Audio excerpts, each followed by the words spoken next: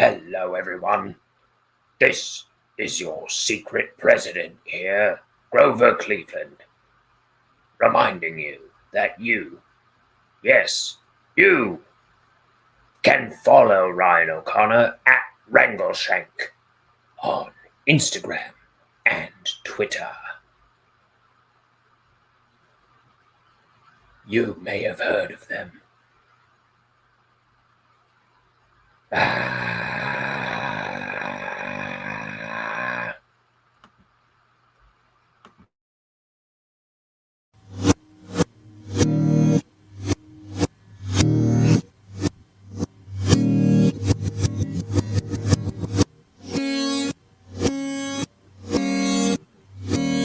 It's time for Ink the Book Show with your host, Ryan O'Connor.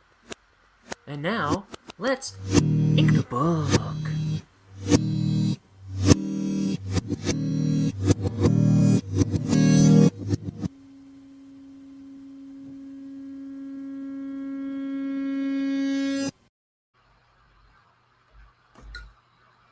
Good morning, good afternoon, rather.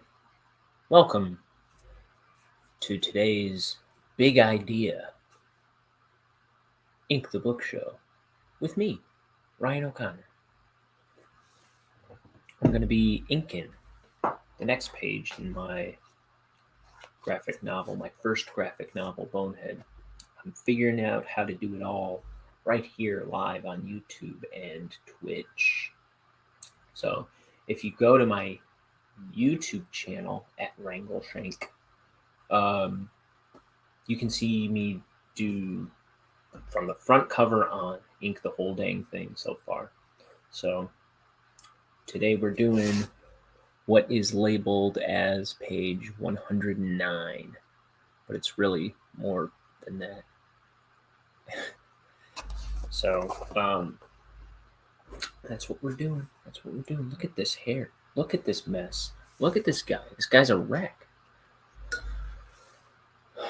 Let's look at some art.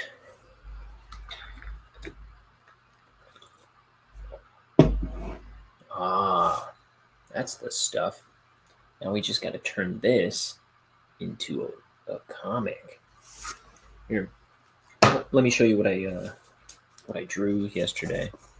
So here's my my latest sketchbook drawing. It's just this devilly skeleton guy in a red leather jacket holding a bone. I don't know. What's that bone? Why is he presenting it to us? Why does he look so gosh darn sinister? Oh. Well, so that's that. That's the kind of content on my Instagram and Twitter. I gotta get back into the swing of doing things every day there. But I think it's the winter weather is finally getting to me. You know? You get that, I don't know, that ennui. You get that malaise, is it?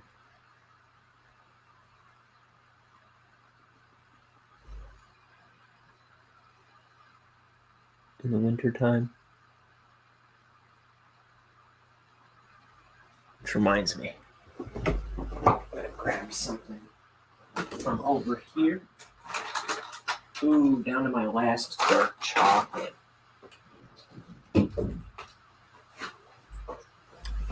I keep chocolates nearby to stave off the bleakness in my head because I'm an artist. Let's see. Be with people who make you laugh, says Lucy K., California. Thanks for that charming advice, Lucy K. Extra dark Dove chocolate. Makes me happy. Okay. Now we're ready to draw.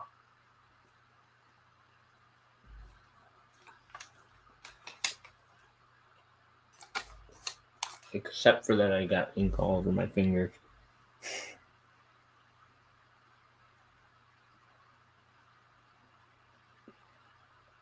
Isn't it a thing where like eating a piece of chocolate kind of like, what is it? Is it endorphins? It makes you happy though. It isn't that a thing? I believe in that. Even if it's just like a superstitious thing, I like try to do things to get me in the mood to be ready to go, be happy. Sometimes it's just wearing a shirt, a particular shirt, or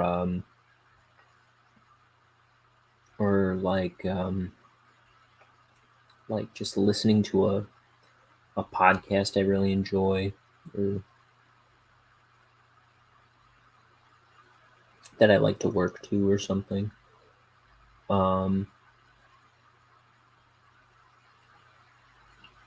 Or eating a piece of chocolate kind of helps sometimes.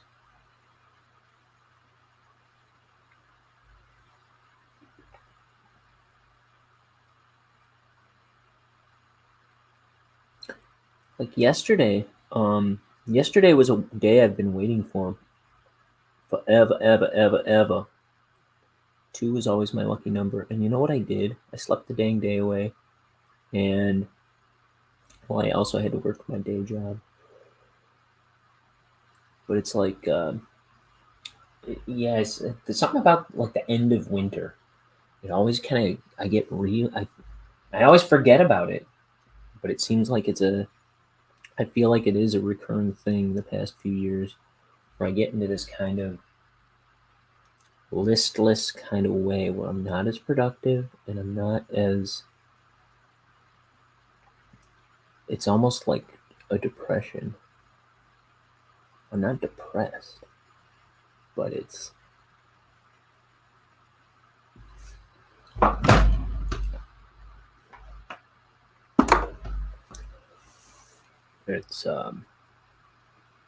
I'm also not quite as engaged or as, I don't know, I'm just kind of like extra sleepy all the time, and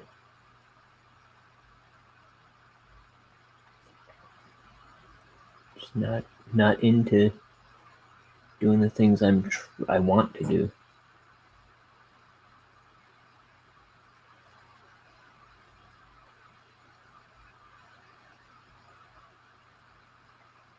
Because I used to, I was talking about yesterday. I used to celebrate February 22nd every year. And by celebrate, I don't know if I ever did anything special, but it was always my lucky. 2 was always my lucky number, so I tried to get my friends on board with celebrating February 22nd day, and then yesterday was the biggest one of all because it was February 2nd, 2022, and it was also on a Tuesday, which I saw some TikTok where some guy ran some like algorithm to see when the next 22, like February 22nd, 22, would be on a Tuesday, and it was like 9 septillion billion schmillion years. It was like ridiculous, like non-alien. I'm not on TikTok, but my sister sent me that to let me know how special yesterday was, and I still squandered it. Couldn't drag my happy self out of bed. Actually, I did draw that skeleton guy yesterday and started coloring him, and I colored some other stuff, but I was so sluggish. It's like I was up at 5:30 in the morning. I drew and colored some other stuff for a bit, and I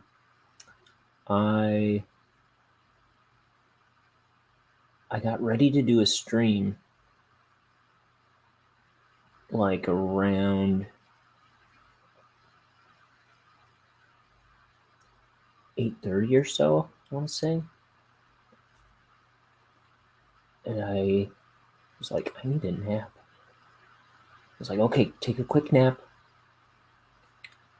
and then maybe you can do it at like 10 o'clock. Maybe you can start a page at 10 o'clock. And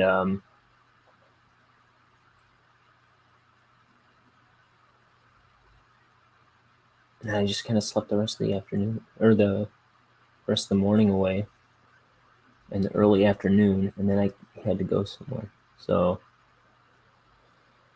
no February 22nd. Fun and games for me, or even the productivity of getting a page done, which is all I really wanted yesterday.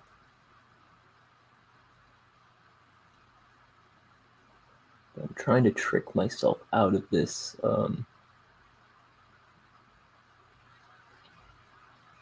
because I've been feeling this for like I want to say like 2 weeks now.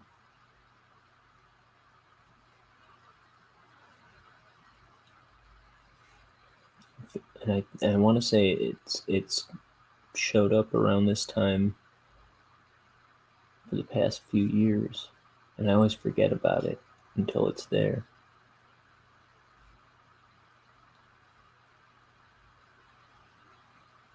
It's like what do they call it? Seasonal affective disorder or something like that.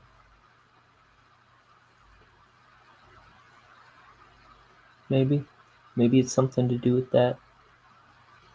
I don't know. Like I say, I'm not depressed or anything. It's just kind of depression type symptoms, and I don't like it. I don't like my listlessness. I don't like being so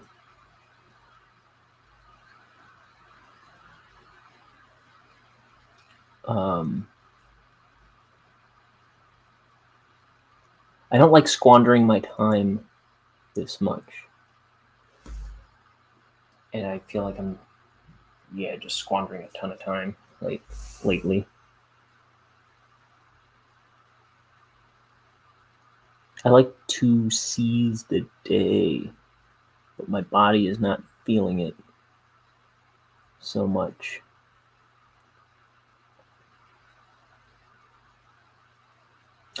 And here's another thing. It was like since last night, like I was really hungry, so I ate something. And it was like 2 hours later, I was really hungry again, like just as hungry as before. Like, okay, got something to eat.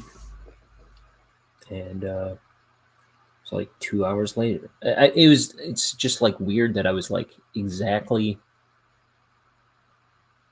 as hungry as before.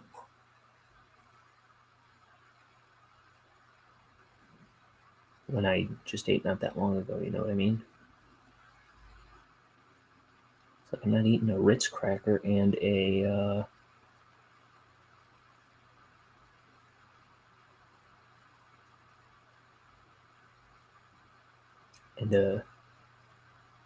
cheese stick.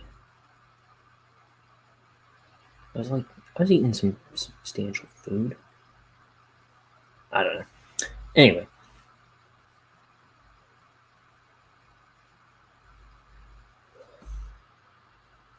these are problems that don't have to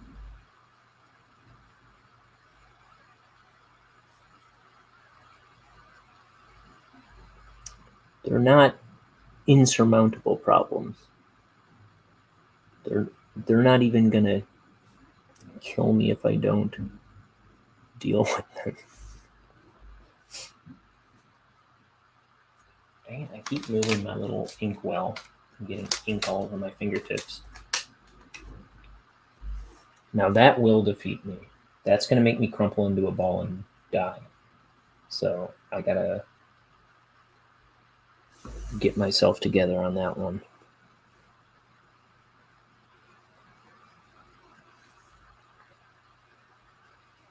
Oh, hey, I've got some good news.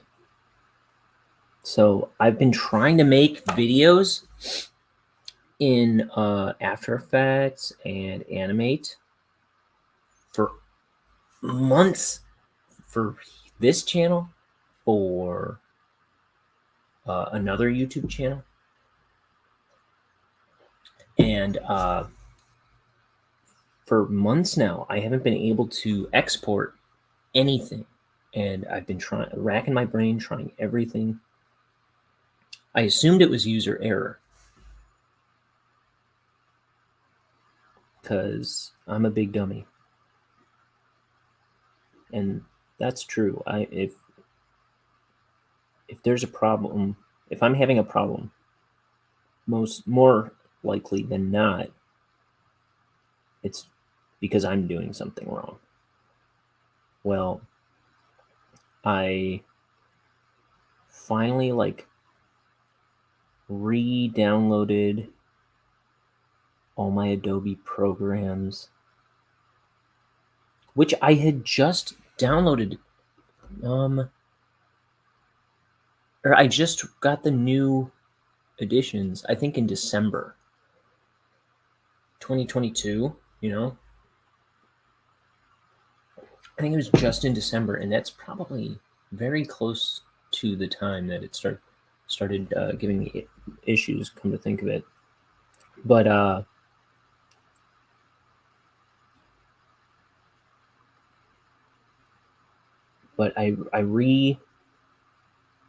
reinstalled them or something from Adobe, and yeah, all of a sudden I'm able to export video again. So that's a relief, because I was getting nowhere looking online for solutions. But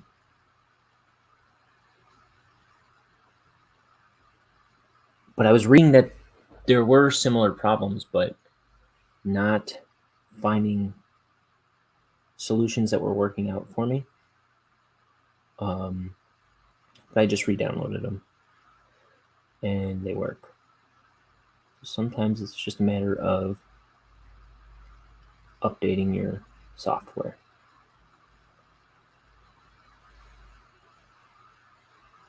I didn't think it was going to work either, because I thought I had tried that with Media Encoder already. I thought that was like one of the first things I did, was just re-download Media Encoder. But I re-downloaded Media Encoder and After Effects, and right now I'm also doing Animate, because I had tried doing something with Adobe Animate as well for this channel a couple weeks ago, thinking it would work, and then no, same issue. Like my export would fail right away no matter what I did. Or if I was able to export something, it just wouldn't play back, or it would play back just the audio. And it's been a real pain in my neck.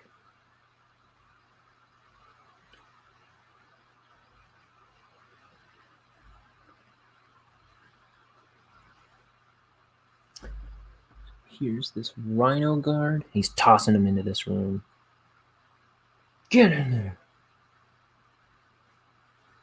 So this alien was fighting with Bonehead. We don't know who this alien is yet, but he's an alien from another planet, it seems, right? How many times is McAfee gonna tell me that my thing is expired? I don't care about McAfee. I don't care about virus protection. If I never get protection from from virus software again, would be a-okay with me.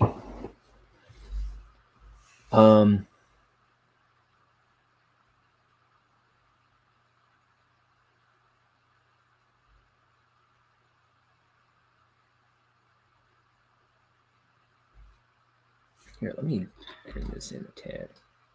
Though I might start sword fighting with the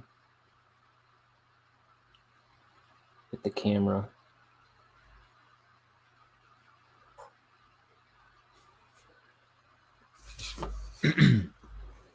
So I can make videos again. I don't have to solely rely on making crummy puppets and figuring out how and where to film them. By the way, speaking of puppets, how about that President's Day show? Was that an exemplary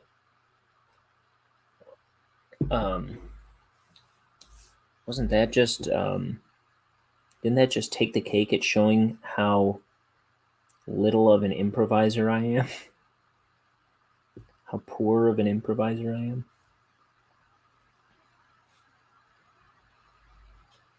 No, that was but there were supposed to be more presidents in that little puppet show. That President's Day episode. There were, I don't know, my brother and sister-in-law were in the waiting room,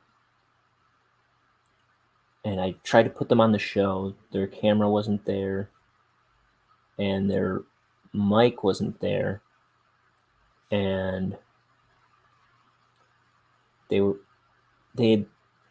had put it on their TV. They followed the link to watch it on TV, I guess. But then they were gonna come in and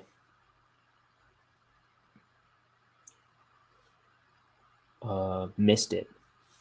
I don't know. They didn't even see it. They didn't even watch it. So I don't know what happened exactly, but it just backfired on their end. Oh, but speaking of that brother, Mike, who is on the Nam Just podcast thing that we've started doing, me and my brothers, which is here on YouTube. I don't know how. I don't know. It's we're trying to figure out what we're doing there, but oh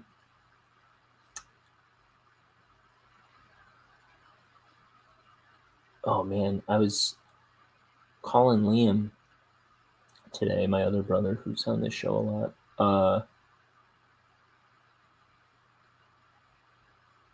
and Mike was there, and he was spouting all kinds of crazy ideas that I guess they just decided they want to do a night in a haunted house, like the three of us, and do a blog of it or a vlog of it, and then put it together as the centerpiece for an upcoming show. And I was really excited about that. So you might have noticed there's at least one or two episodes that I'm on where I'm really quiet because I don't know what they're talking about. Like, I'm not a very topical guy. They're trying to do a topical show sometimes.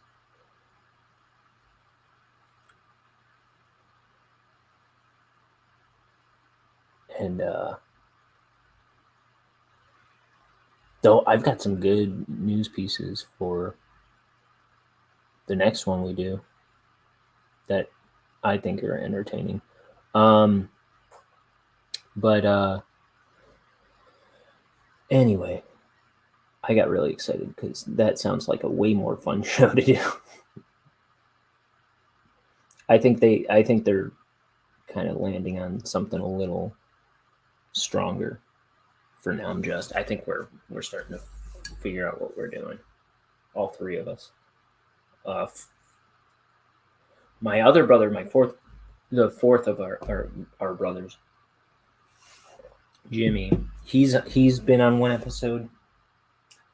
I don't think he's intentionally being left out, but I think he just kind of doesn't find himself as available to do it as often. But he's got three boys running around, and he's got a little girl on the way. So that's that.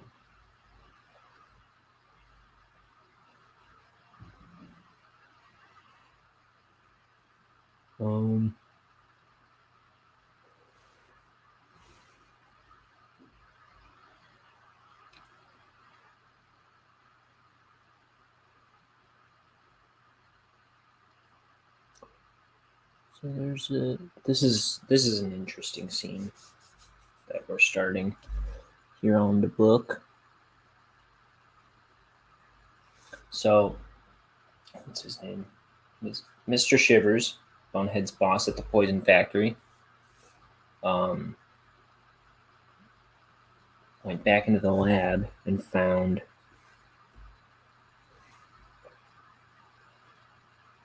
Bonehead and this alien in the middle of a laser gun battle. This guy was blasting at Bonehead with a gun, which he lost. He dropped. And I don't think we see it again in this book.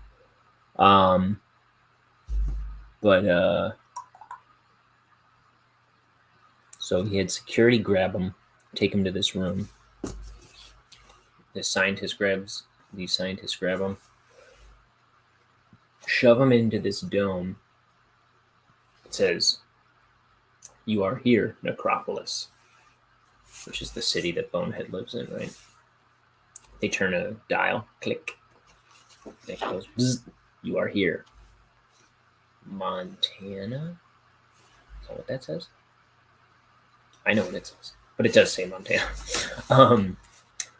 But not that Montana. Anyway, so are they sending them to Montana?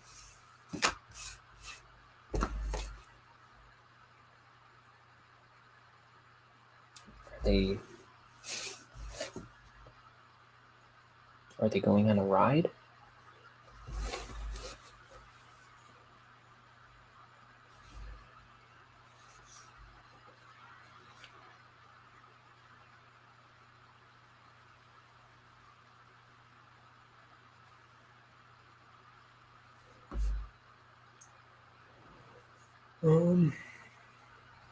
Then we've got to put baseboard over here since I did the other side.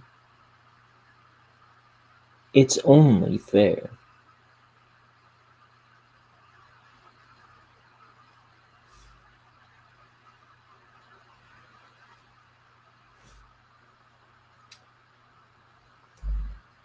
I was talking about wanting to see the Jackass movie in theaters recently, and I was hearing some description of it from my cousin recently, and I think I'll wait to catch it later.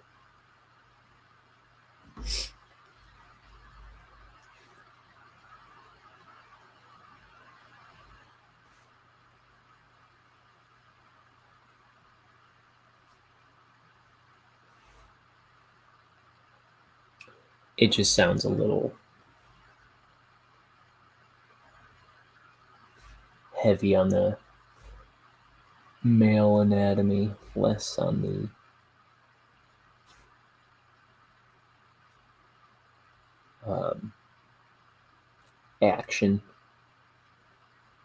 action-packed stunt daredevil stuff. I mean, I'm sure it has plenty of that stuff, but it sounded like it was more focused on one area of the body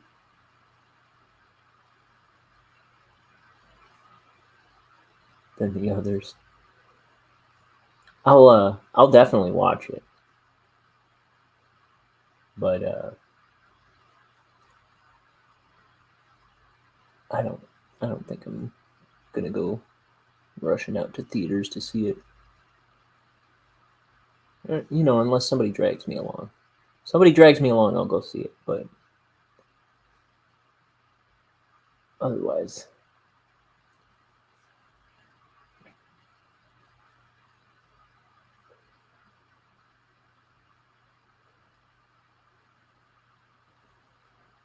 what I really wanted to see in theaters was, I'm just looking for something to go see in theaters, really. But I really wanted to see the new Ghostbusters, and in the back of my mind, that was still the plan. And then I was walking through a grocery store recently, and I saw a little display with the new Ghostbusters on Blu-ray and DVD. I was like, oh, I think I missed my chance.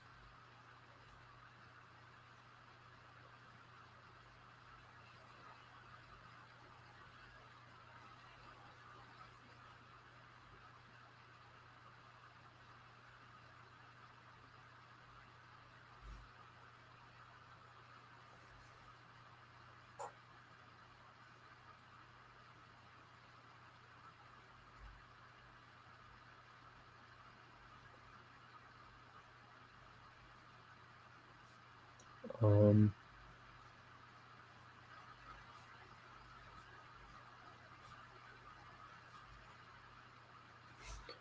let's see. What do we got? What do we got?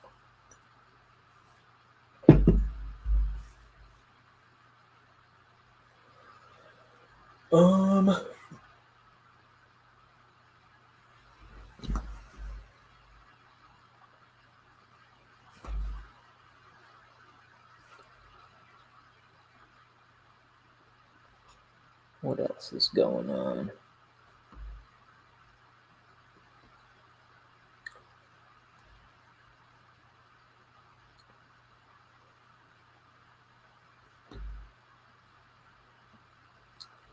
I found myself unable to sleep last night, as has been the case. Can't sleep when I'm in bed.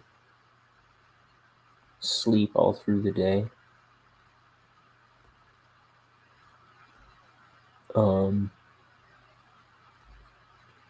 But I found myself really like grooving on some philosophy last night. I think I want to pick up some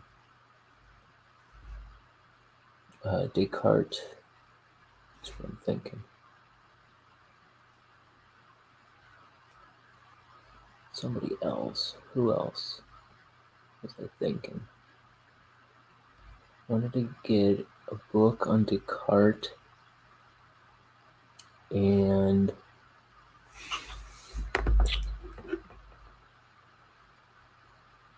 let's see if I can see what I was thinking about. Oh, I think I was thinking about getting another C.S. Lewis book. I just finished the Screwtape Letters, which is the philosophy. It's kind of just what do you call it? It's kind of fiction writing. The Screwtape Letters is about this this wise, knowledgeable demon who is in correspondence with his nephew, who is a student tormentor,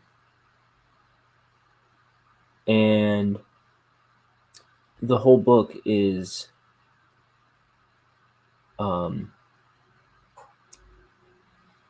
letters from the uncle Screwtape to his nephew Wormwood, with like advice on how to torment more efficiently and properly, how to be a successful tormentor to this. They call him the patient. He's the human being who Wormwood, the nephew, is trying to win the soul for hell, right? And you're only getting Screwtape's responses to Wormwood, but you're kind of filled in as to what Wormwood is doing wrong, but it's kind of and it's also all his responses are kind of a window into what, like, how morality and um,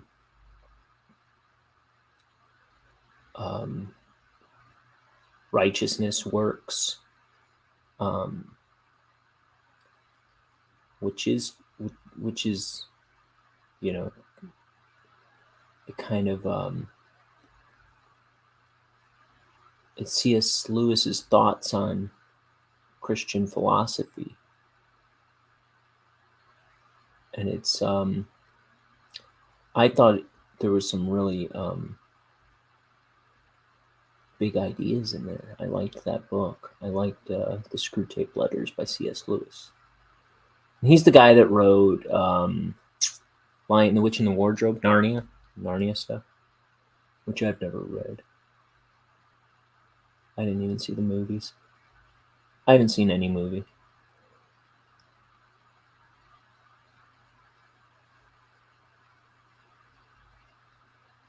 What is the very last movie I watched? Airheads with Adam Sandler, Brendan Fraser, and Steve Buscemi. And Chris Farley's in that.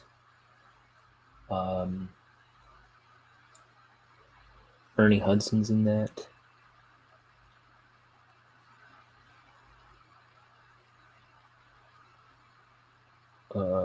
What's his name? Michael Richards is in it, and Joe Montana is in it.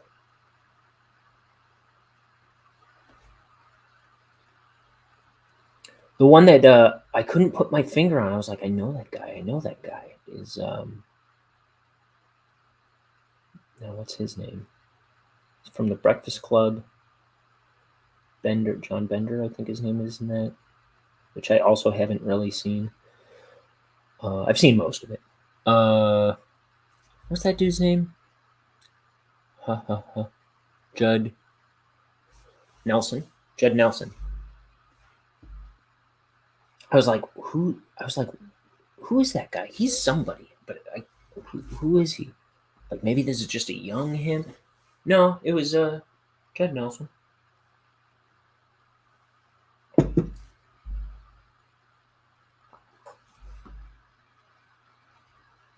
I just didn't recognize him as Jimmy Wing in Airheads. Oh, and Michael McKean is in it.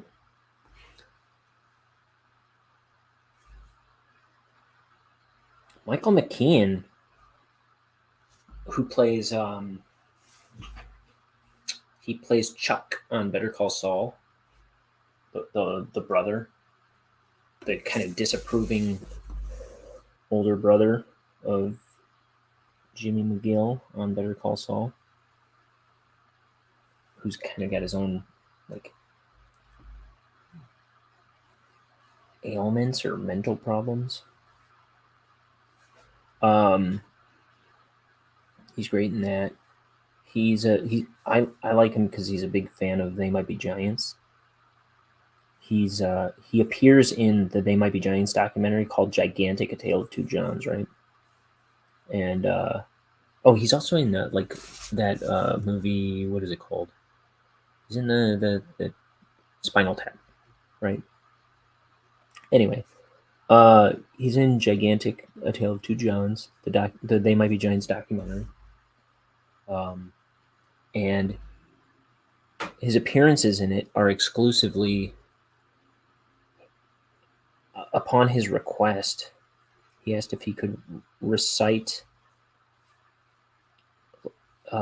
They Might Be Giants lyrics from memory. and there's a couple ones that he does. He does the end of the tour, and he does a couple other songs, but I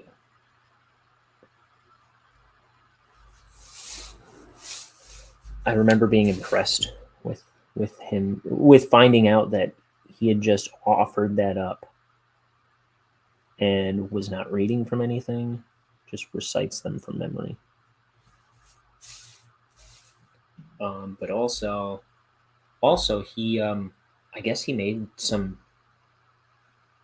He was just at some family party of a friend of mine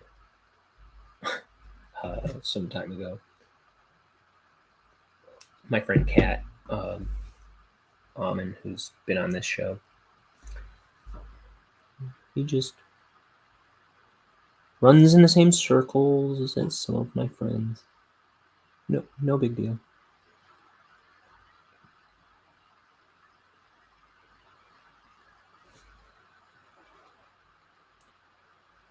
Okay, so that's that panel. It would seem. How long have we been going? 35 minutes!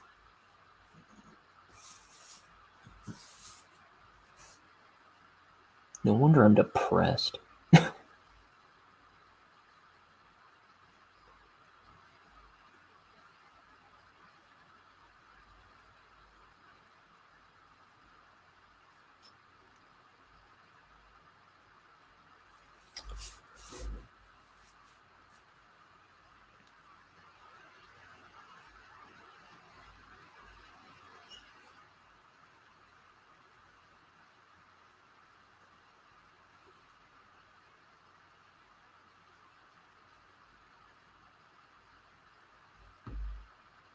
Okay.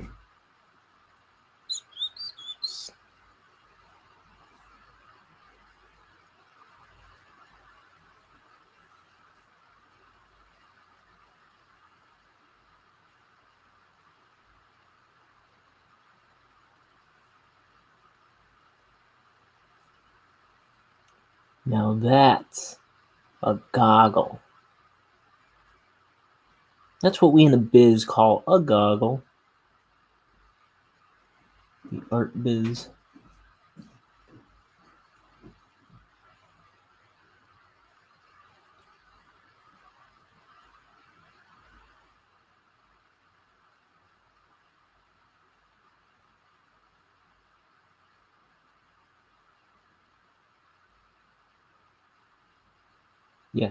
Yeah. Nailed it. To the wall, brother.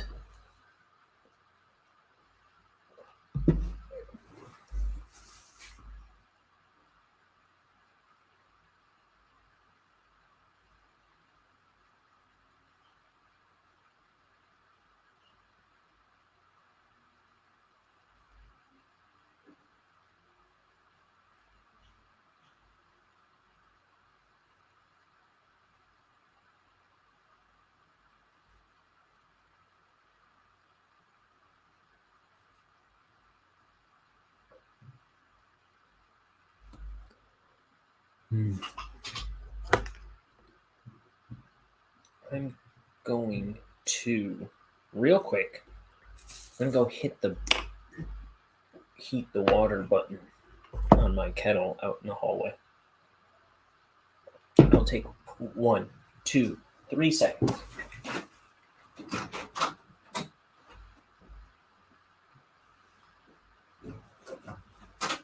And we're back. Because I'm going to need more tea in a minute.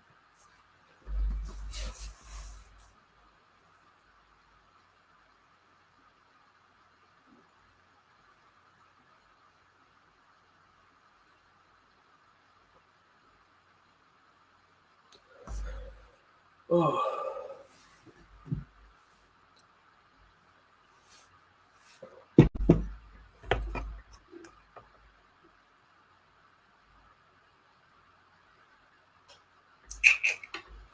I still have to look into how I'm going to scan these pages. I went on a field trip a couple weeks ago, and my plan fell through. I'm not opposed to going to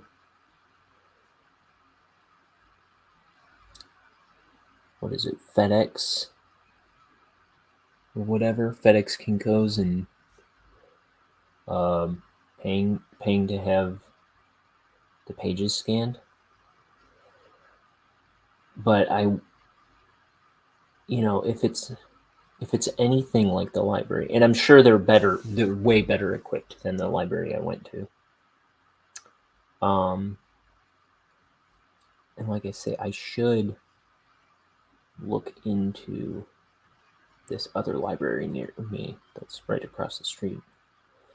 So,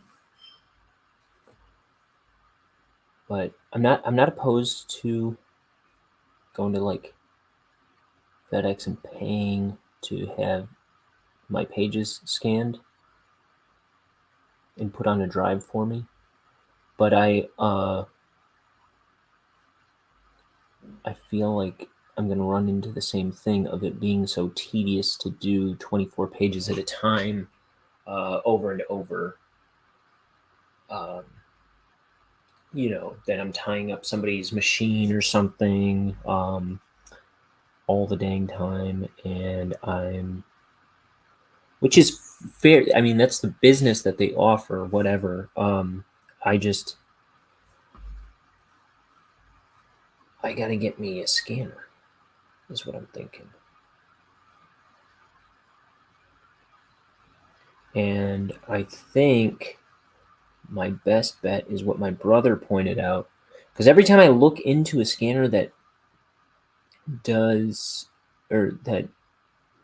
has a scan bed of 11 by 17, or large enough to fit it anyway, I don't know, it just seems that I'm pulling up every scanner under the sun, and then I sift through the specs, and no, they don't really do the size I need. They like output to that size or something like that. Like they can print that size, or they output to that size, or something else is that size, or those are the dimensions or something, whatever. It always seems to be not what I need, or if it is what I need, it costs money I don't have. Like ridiculous amounts of money, oftentimes. When I know you can get them for allegedly you can get them, if you find them, for like $150 is what I hear. And my brother suggested, Facebook Marketplace. And then he pulled one up right away. And on there, you can directly contact you can on, eBay as well, I suppose.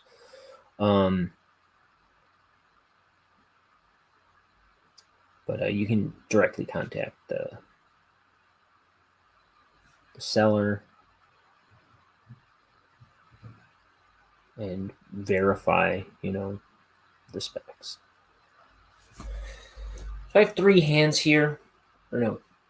Wait, what the hell am I doing? Oh, that's the scientist's hand. Okay. And that is 2. Okay. Got it. When I color that will be way more clear. Let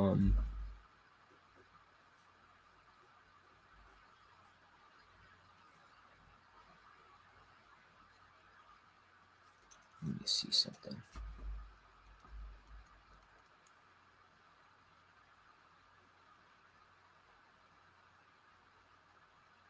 Yeah, okay, fine.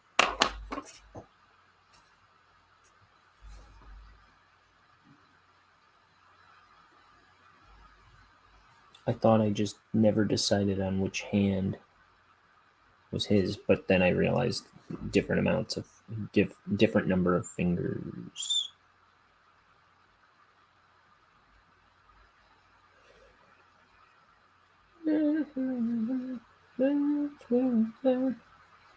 Shack. On the door, baby.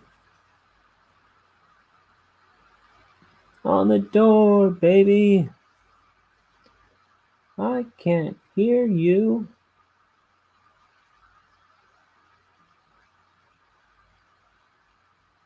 You're what? Tin roof. Rusty.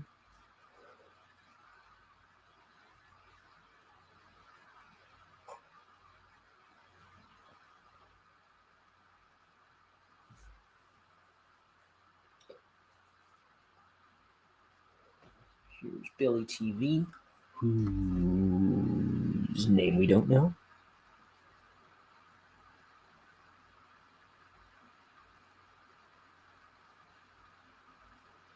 You didn't hear Billy TV from me.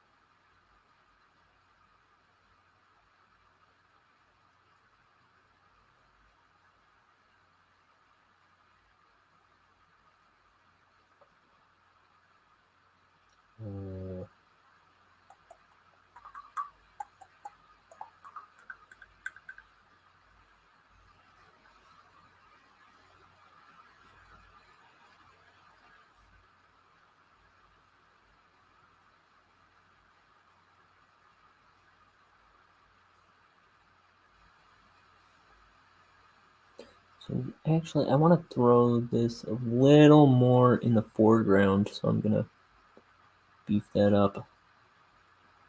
I knew it was bothering. Well, I knew something was bothering me, but I couldn't put my finger on it. I wasn't thinking about it as actively as I ought to have been. Okay, and then same with this bill. I'm going to do the top thicker. I'll leave the bottom thinner. Maybe I'll put the bill a little more bold.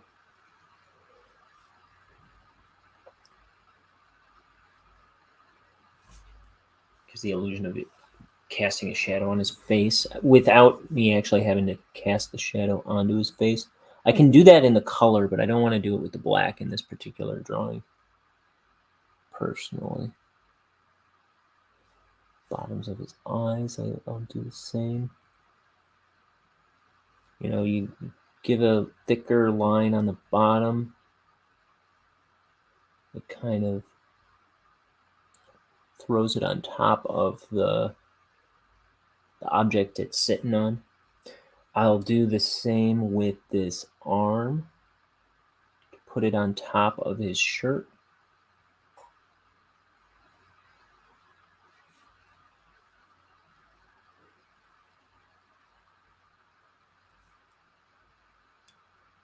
Looking for more ways to put him on the page.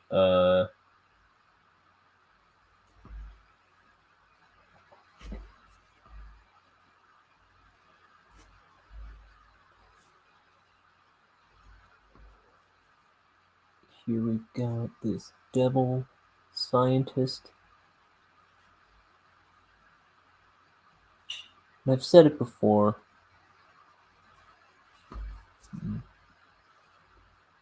Skeletons aren't exactly skeletons in this world. Ghosts aren't exactly ghosts. Devils aren't exactly devils. The only one...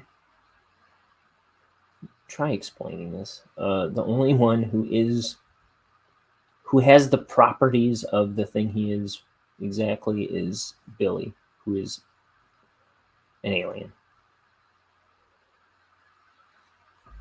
So, like, Bonehead isn't undead. Bonehead is killable.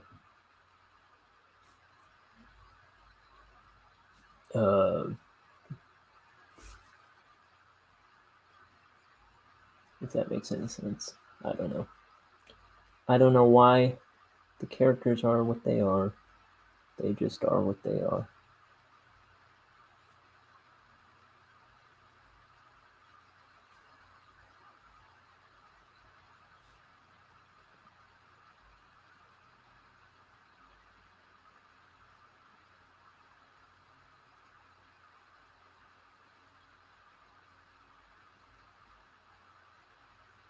I don't think it's confusing in this context of the story.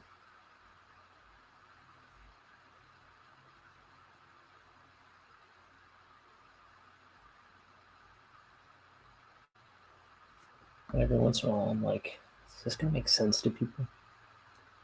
Why is a skeleton afraid of an alien?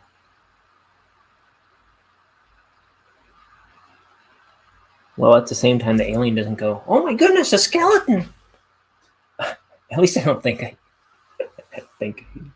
made that joke.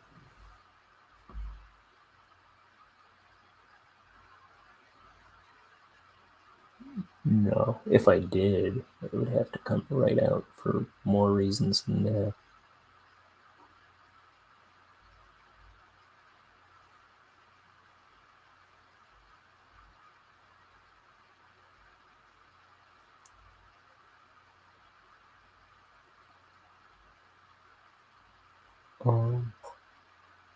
But Bonehead does go like, "Ah, an alien!"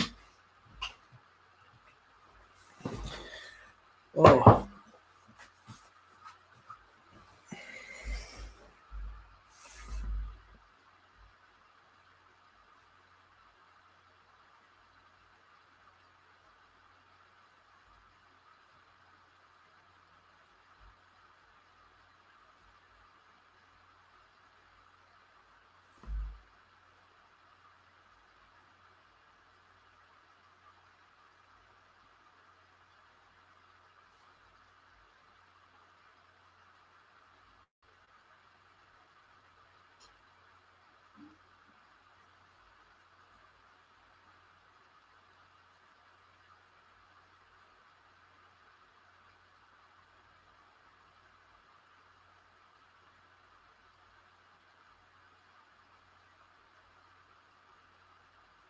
Okay. Here's his tie.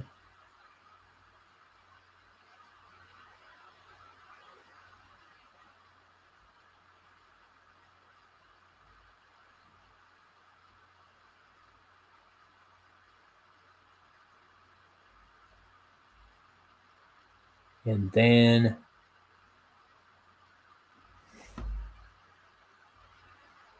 the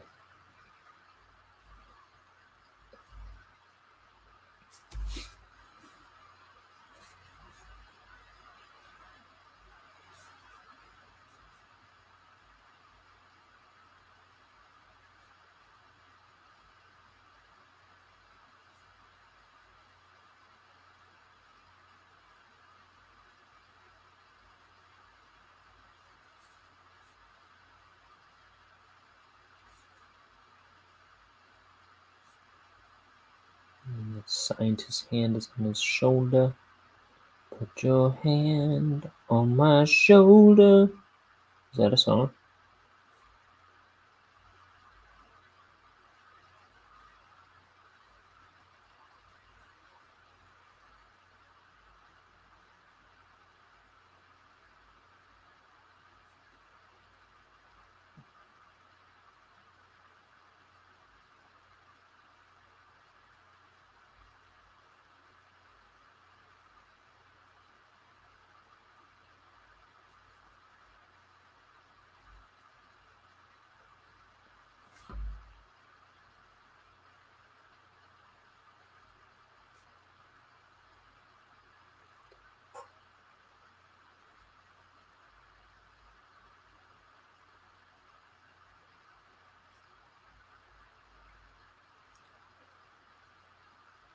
So, by the way, so I was having all those troubles with Adobe products, and then I finally get it resolved. And I try to send it through Dropbox to my brother, and it wasn't letting me upload to it. I mean, I eventually figured out that he had started like a free trial for a business plan or something like that. Like, but it's free. Anyway, I'm just like, I'm more mad about the Adobe thing, because it's like, okay, so I was having all these issues with Adobe products for like a month and a half or so, where like I'm not in like a bubble of producers, like people who work in like my I don't work for a company that makes YouTube videos, or like I don't work for a production company. I'm not in the know of like what little technical glitches they're having. Like, I feel like the stupidest dumb idiot should be able to like throw down money, make their thing, and then use the product out of the box, right? Same with video games. Like, when you click the A button, it does what the A button does.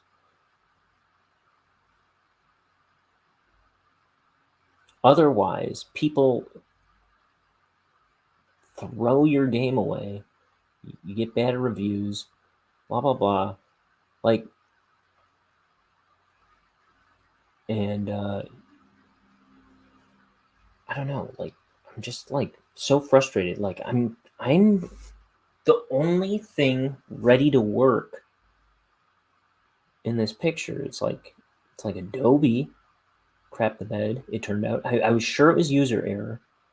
No, it was Adobe's error, right?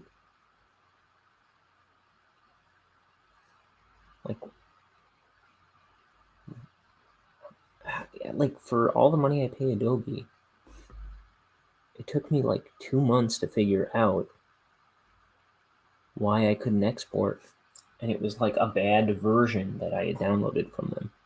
It's just annoying. And I can complain all I want, but it doesn't do me any good. Look, it's working now. Isn't that nice? I want for nothing. Life is good.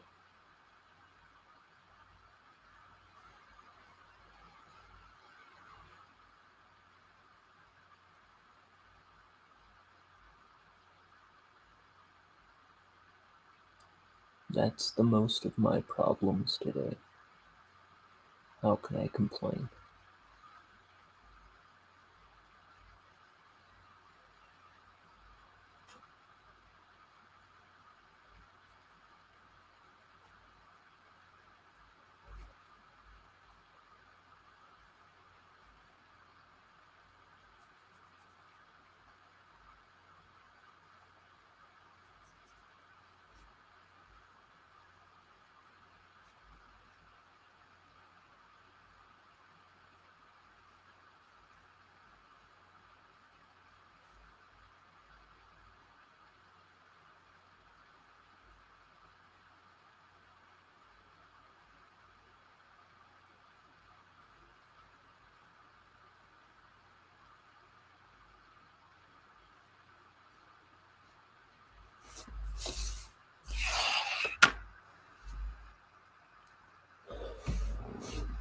Oh yeah, tea.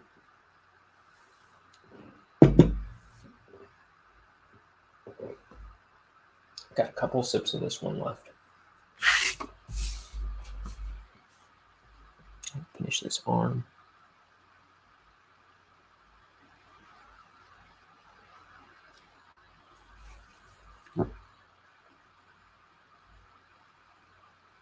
Sunshine on my shoulder. What? How does that song go? Sunshine on my shoulder makes me happy.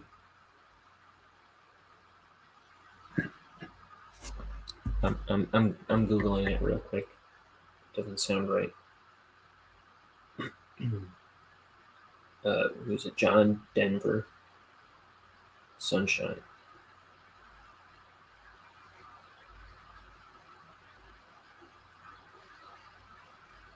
Sunshine on my shoulders makes me happy.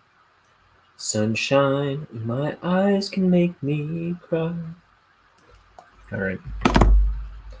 That's off that mystery. Oh, I just thought sunshine on my shoulders sounded incorrect for a minute there.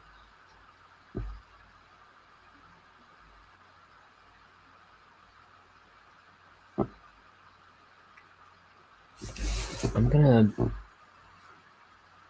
beef these guys up a little bit too.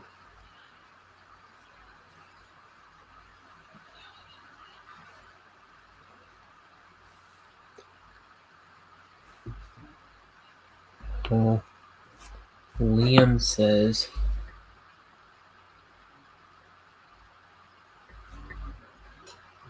I don't know what he means. Oh, he's talking about Community. My brother's texting me about Community. The TV show, the sitcom.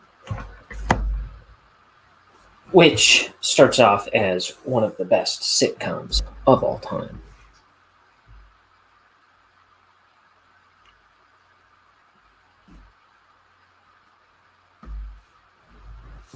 Yeah, he was texting me about Community. Verified. Oh.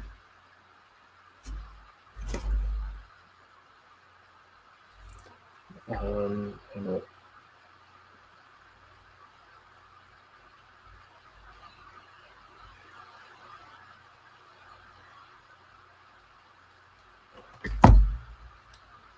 Oh, here, let me just tell him to get on the dang show.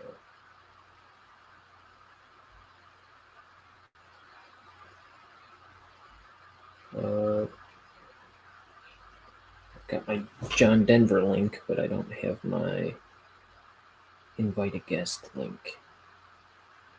Copy.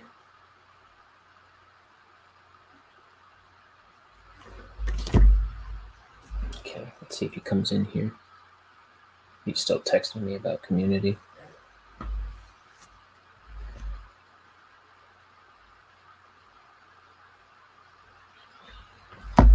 He's not going to come in on that.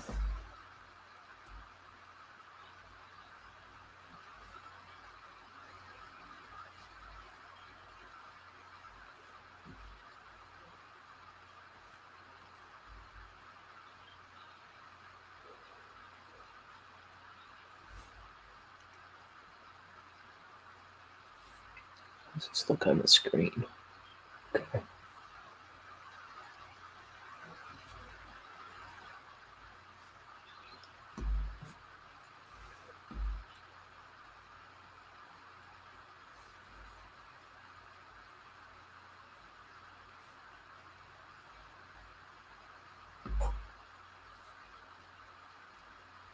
Yeah, this works better.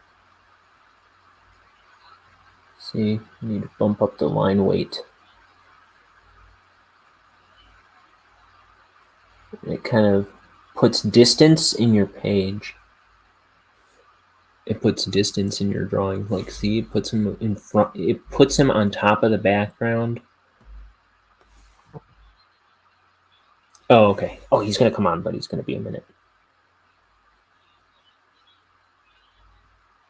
Liam, that is. My brother.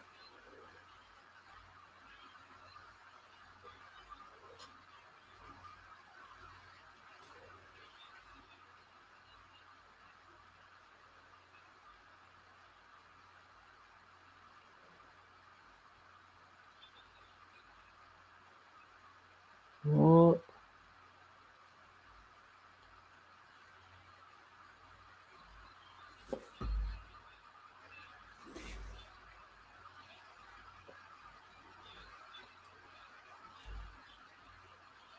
See, I want my characters to stand out. I don't want them to blend in with the rest of the page so much, they'll get lost. You know what I mean? And I mean, I always say the colors can do a lot to help bring stuff out on the page as well. But if I do the inks right, it'll help it all the more. It'll help the image all the more. So I try to stay conscious of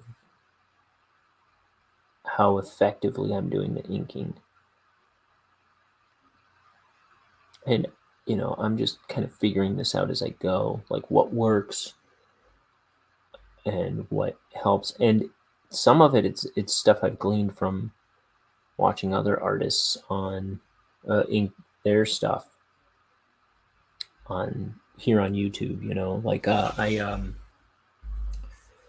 used to watch Doug TenNapel do inking on YouTube all the time until he blew his channel to smithereens. Though lately I've been watching his old Facebook tutorials where he did a book that he hasn't even put out yet. And that one he's doing digitally, but I really like it. He did a book called, well, unofficially called Jacobot, that he never released because Scholastic didn't pick it up. But and he was gonna eventually release it through like crowdfunding or something, or give it away with another book, is what I last heard him say. But he was drawing that live on Facebook like 4 years ago. So if you sift through all his videos on Facebook, you can watch him draw that book. He draws it in Clip Studio Paint. But I learned a lot from that, and then that was before he started his YouTube videos. And then there's some Bigfoot Bill inking tutorials, like this one. Ink and brush. I use the same brushes he does. The same art boards that he does.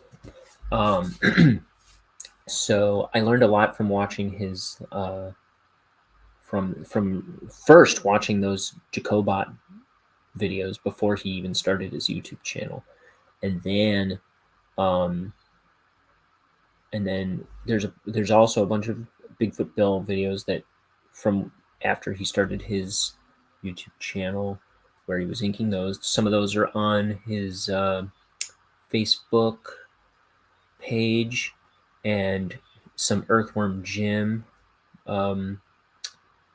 book tutorials. And there's a bunch of other stuff to sift through, but like if you go all the way back to the beginning, you can see all those Jacobot ones. That's what I've been watching lately. And those are that's like the first streaming he ever did. So he's a little more reserved and quiet, and it's kind of interesting to hear Doug not so ready with the words. No, but he talks plenty. And he gives a lot of insight. And then, I mean, there's plenty of his art tutorials on there. But I was also going to say Jake Parker has a YouTube channel, Mr. Jake Parker. He's the guy who officially started Inktober. And he does like a book called Missile Mouse, and he has this character Skull Chaser. I don't know much about his work, but I know he's an amazing artist, and he I learned a lot from him on his YouTube channel. So I don't check that out as regularly.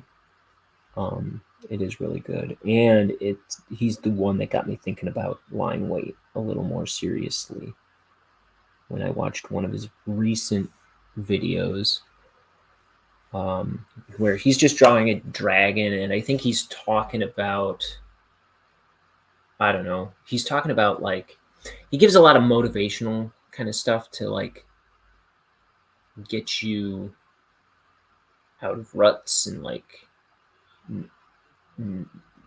like work toward getting better and finish your work and not um, focus so hard on getting doing perfect work. um, that's something I always say now. Finished, not perfect. That's one of the driving forces behind Bonehead. um, that's Jake Parker. He's huge. But I don't even think he was talking about it, but I noticed him in the drawing that he was doing of some dragon, that he went back over and bumped up the line weight in certain areas. And it got me thinking like, oh, I thought the line weight was always like in all these amazing artists' artwork. I always thought the line weight was like just a flow of the wrist thing. And sometimes it is, but I thought like even in his, I thought it was just kind of like a natural, the way it fell out of his wrist. Like he just knew how to control. He just had this like amazing wrist control or something. But then I realized he did everything in like a uniform thin line weight, right? And then he went back over like the outline in a heavier line weight, went back over it, and then in certain key areas. And I was like, oh, so that's how. I don't know. It just kind of like sparked my inking imagination to notice him do that. So, I've learned a lot from watching other people draw or listening to other people talk about drawing. Why was I talking about that? Was I making another point? I don't know.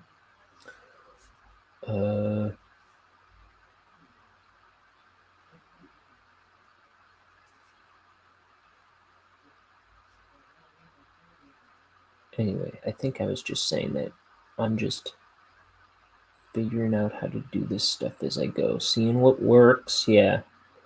And every once in a while, there's just something I realize like I can employ from what I've seen other artists do, and then I just kind of keep plugging away.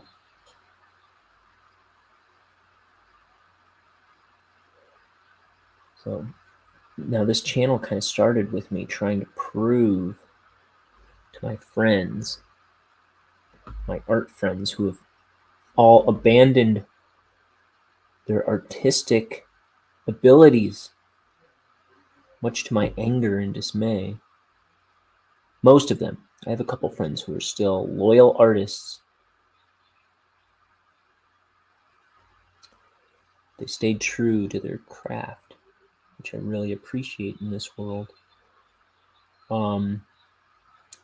But my mission statement, I'm trying to, not that I believe in having a stinking mission statement, but if I had to say that I was up to something, some grand scheme, my thing is I want to prove to my art friends that any stupid idiot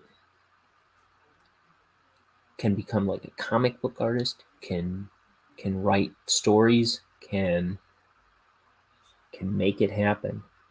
I really believe that if I can do it, anyone can do it. So that's why I have to see this through. Because I need a couple of my buddies from college. I need them to make a book. I need them to know that they can make a book, and I need them to get motivated. That's my goal. Anyway, I'm gonna get that cup of tea. I'll be back in 2 shakes of a rabbit's face. If you know what I mean. Okay.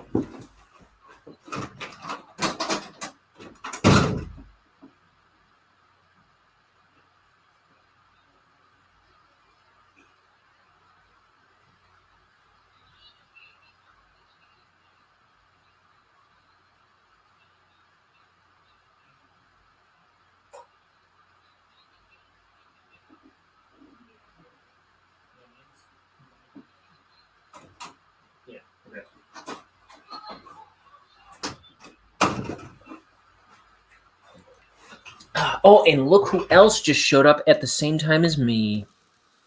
What do you mean? Hello. What do you mean is the same time as you? I just poured a cup of tea. You just poured a cup of tea. Wait a What minute. about Wait a minute. How did you see me so fast? You popped up just as I was sitting down. Can you read? No. I'm so tired. I get up at 5 a.m. every morning now. Dude, me too, but the problem is it's like I'm like up all night, then I wake up early, and then I'm tired all day, and I need like 5 naps a day lately. I was saying it seems like I don't know. I think it's kind of like a seasonal affective disorder kind of thing. You know what I mean? Oh, you're allergic to... I'm just Shellfish. kidding. Hey, we got someone in the chat saying Von Rent. Whoa, that's so nice of you, you Russian bot. It's nice to see you. Commies, no commies in the No commies in the comments. no commies in the comments, please.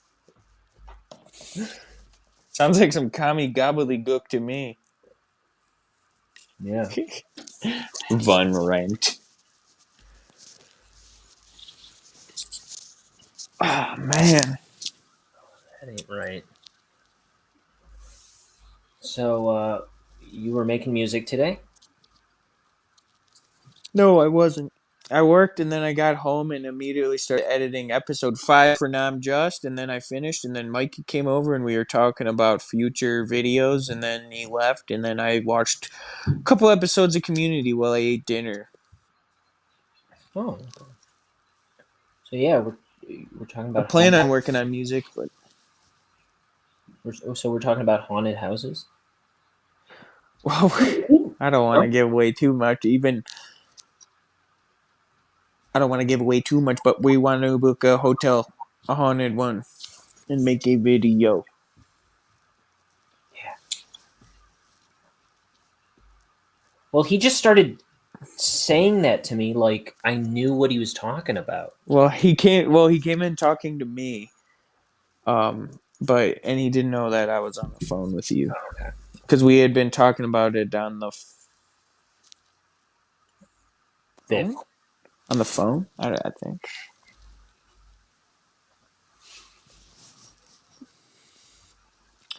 Ascot, funny big meat with a mask.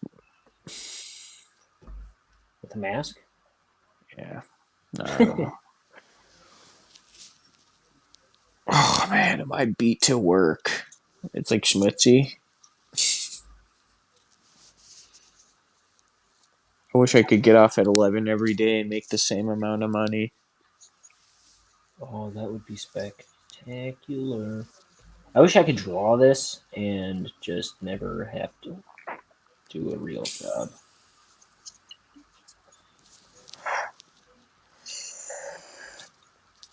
So, I don't know. What's your how's your internal organs treating you? Hopefully good. I've been eating a lot of soup. Nah, I'm just kidding. Why'd I lie about that? But there is soup available at this house at a premium. But I think they're good. I hope. Cool. It'd suck if I start getting the ball rolling on my life and then they die out. I'm all achy. Well, that's just your heart. Well, it's. I was saying earlier. Yeah, I was like all hungry, and then I ate, and I got hungry like really soon after again. So I ate again, about the same amount of time. I got really hungry again. So that's normal. Sounds like you got a worm. Yeah. But all I ate was worms. I mean, candy. No, I'm just kidding. I don't know. Be able to see. Maybe once I cook up some, like an actual legitimate meal in a little bit, I'll be in better shape. Oh, he's dead. He's dead. I'm here. Good luck proving it.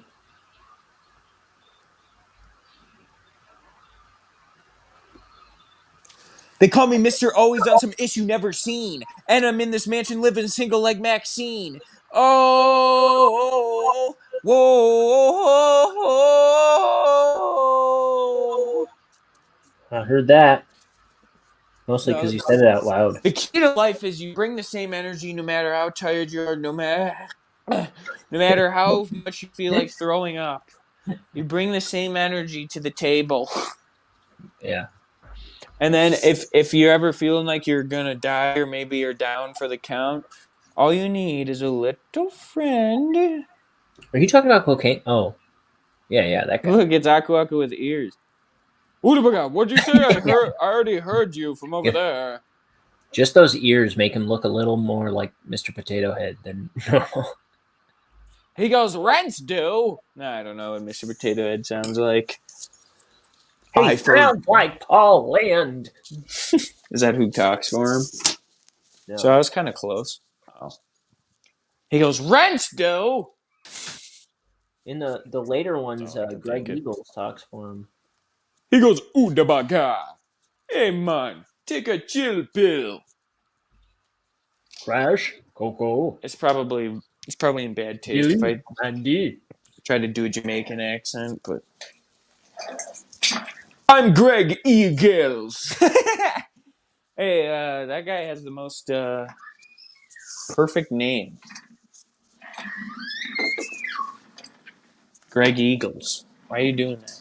What about You Warren Cardinal? You just sound like an eagle. Eagle. Who? Me? Yeah? I sound like an eagle? Nah, Tara. I never sound like She was screeching in the other room. Never heard of her. She sounded like Linda Eagles, the girl eagle. Sorry, I'm bringing my chair over to my studio. Meet me at the studio. I just want to play you something. Oh. Because you satisfy my heart. I'm just Greg Eagles. Are just Greg Eagles. Ooh, da baga. No, okay, that's just fucked up again. Bridge City. I have a file in here called Bridge City. Bridge City. Bridge City. It's because the bridge is in a city. Okay, we'll probably use that take. I'm so tired. Hit him in his... And now he's expired.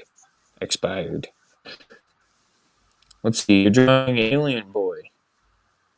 I'm drawing Bonehead currently. Well, who's Alien Boy's name? Well, we don't know it in the book yet, but his name is Billy TV. Billy TV? That's right.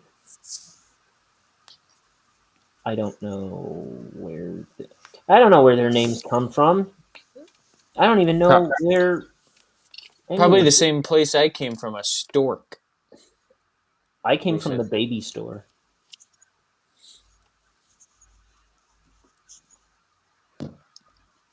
Mikey came from his mommy's tummy. Kaylee came from the mailman. Was delivered by the mailman. Is all I'm saying. Did I ever play this for you?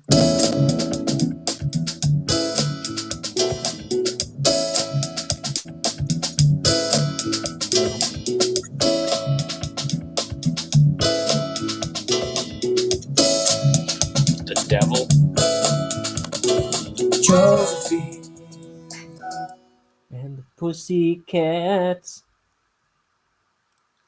Actually want to mute the vocals. Where are they? I don't know. Where are they? I just want to hear you. I just want you to hear this song, not the part where I ruin it. Where is it? There they are. There they are. Should I keep going or just fizzle it out? What do you mean? Should I stop showing you this? Would you please? No, I'm just kidding. Go on. Go ahead. Let's see.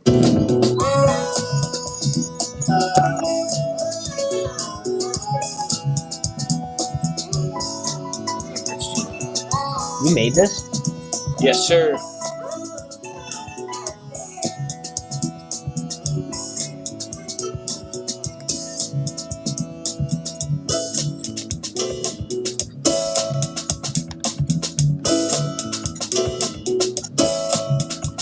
I'll take away the vocals for this part too, I suppose. Oops.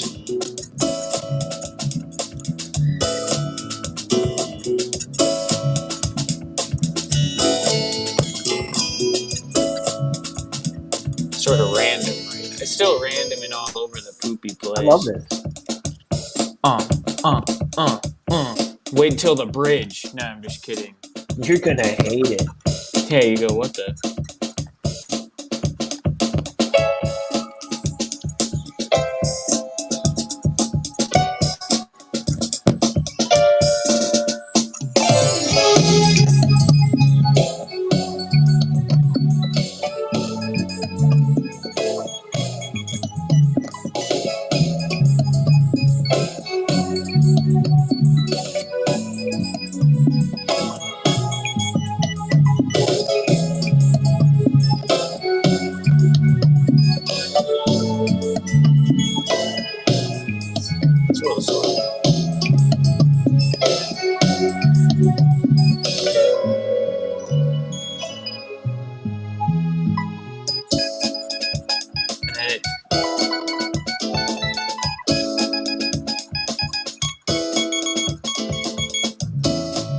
And it works his way back into the regular pattern.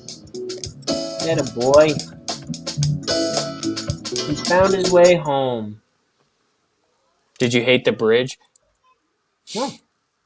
It sounds like some bossa nova stuff, and I don't even listen to that. I'm surprised you made it because it doesn't. Yeah, it doesn't sound like the kind of music I normally hear out of you, but it's really cool. I like the vibe of it. Yeah, I'm trying to make it. I'm trying to write the song now, and it's been hard. It's like jazzy. I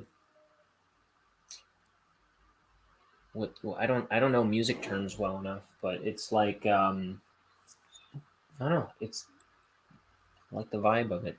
Sounds like something you might even hear in like a Panera Bread. Yeah, this is the bass line.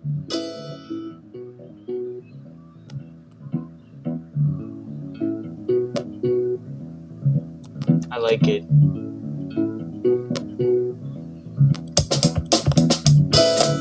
And I played the drums, and I played the keyboards, and I played the stupid everythings. It's all live? Yeah, it's all live.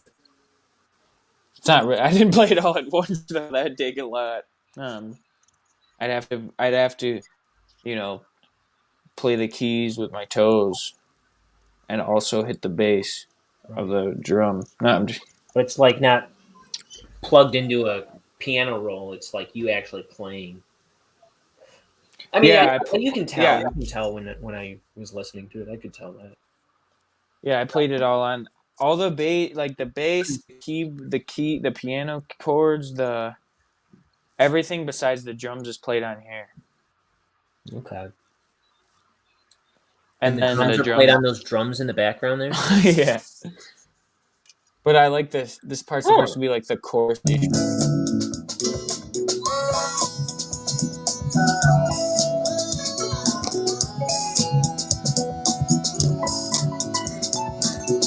loungy, that's what it is. Loungy.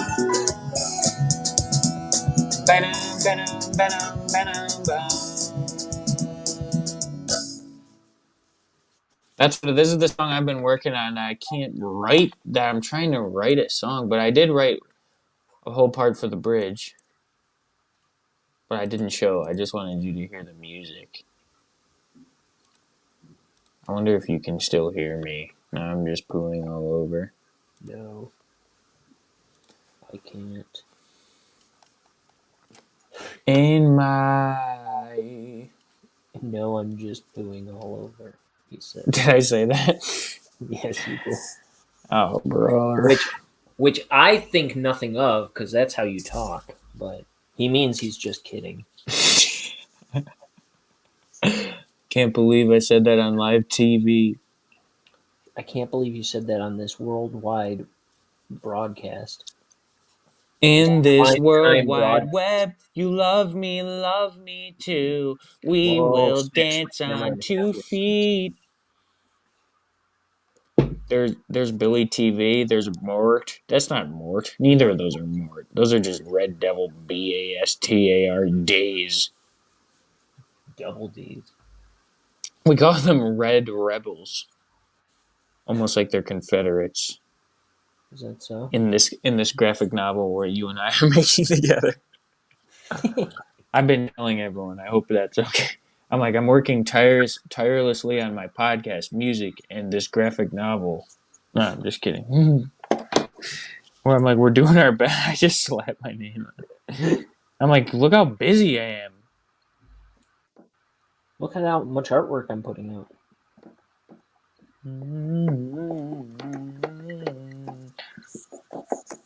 Did you see the drawing I did, the devil guy in my sketchbook?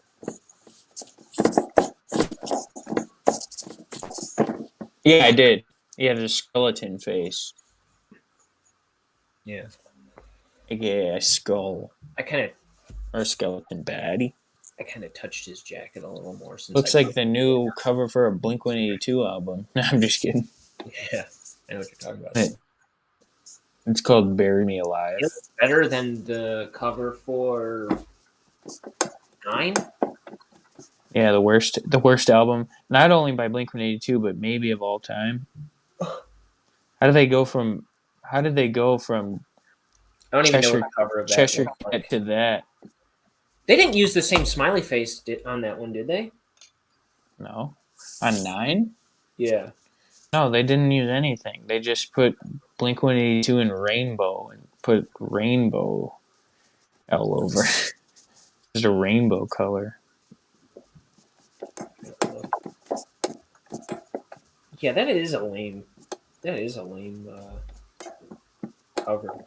And not to mention, largely because that's a logo that they've had forever. And a lame name. It's not even like a significant album amount. So you just call it 9? Yeah. Just through and through, they just were just like, whatever. That was probably their most phoned in album. I didn't even listen to the whole thing, though, so I can't really. Good. I've not been so into the Blink-182 But not that you ever will. 10 years. No. 11 years. What's that? So not that you ever will listen to it all the way through. Probably not. Sorry. Me. Actually, I don't know that I did, but I may have skimmed this. I think I listened to the first half and then skimmed the second half and was just like, good grief.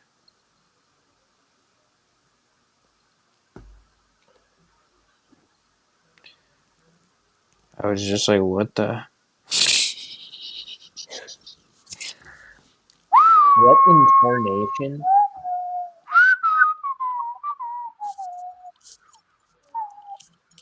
I don't know how to play the piano that much, so I just did 3 chords. Bing, bing, bing, bing, bing, bing, bing, bing, bing, bing. That's fair. That's fair for an amateur. 3 chords? Come on. I thought it worked.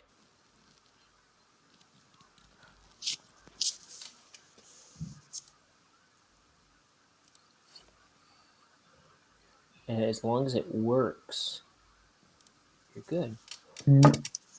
In my daydream, you. 3-day wait.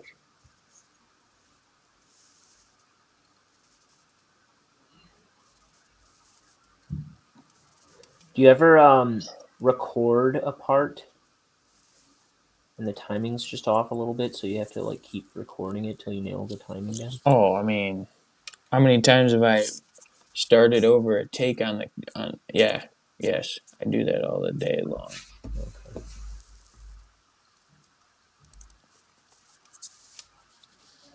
Oh, I forgot about this one. What about your vocals? Like, do you?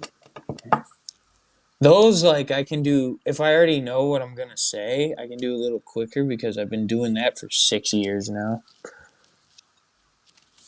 But still, yeah, it'll take me a couple tries if I want to get like a certain like cadence or something down.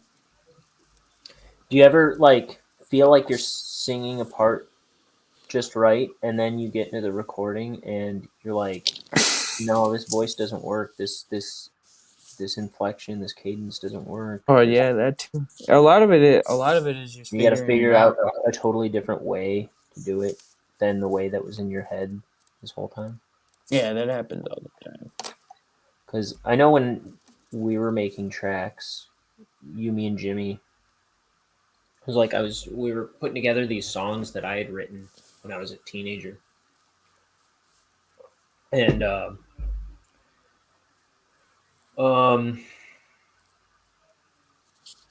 it was just like I knew how these songs went, but it's like when it came time to sing them, it was like, "Pu, this doesn't work at all." Yeah. Even though I had been singing them out loud and like stuff like that, I was like, it would like get me in front of a microphone and it doesn't work anymore. Yeah. I mean, it just I mean, it's a lot of just seeing what works. Well, because when I write songs, and well, it's different now that I'm making my own music. I mean, it's the same, but it's just a longer process. But like, I just sit down with it, and the first thing I usually do is like find a melody that works because that's what I like. It's melodies in songs. So that's just like before even words come to mind. It's like the melody comes first for me lately. Mm. And then here's another one I made, but it's not long at all, so don't get pissed. Let's see. You kick me off the show. It's a little weird as heck, too.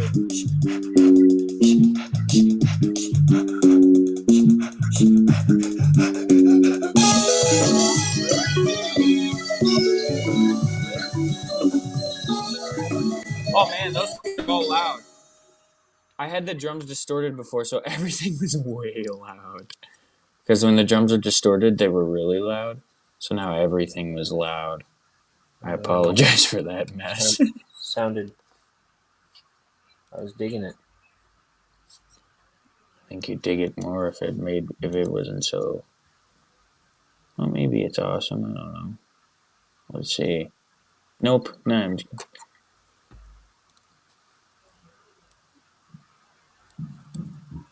Let's see.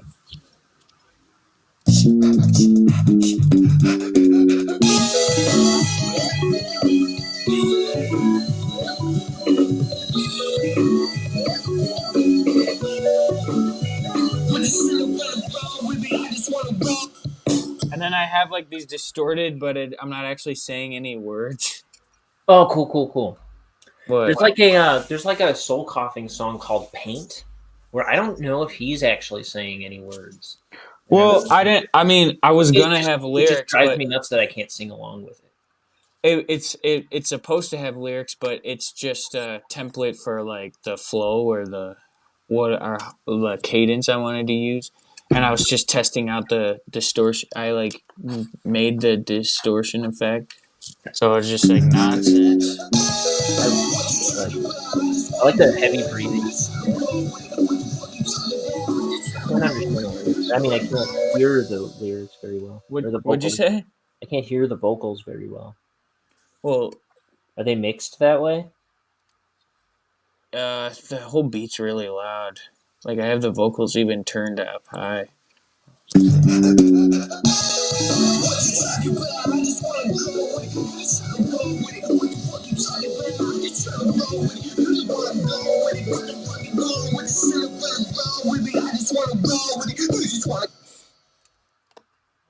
Did you hear them that time?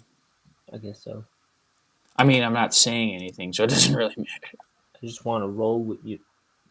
Yeah, well, yeah, I mean, I was just seeing if you actually heard them, because I'm not actually saying anything that worth. Yeah. I'm just making something up. Eat a pickle, shove it up your.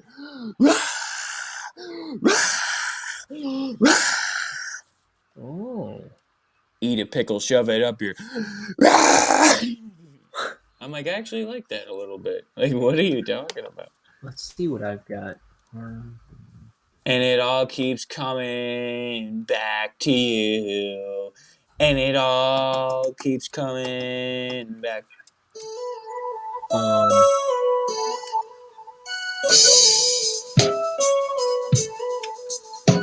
that was a very, very rough thing that I was working on one time. Okay, that's enough. I got. Let's see.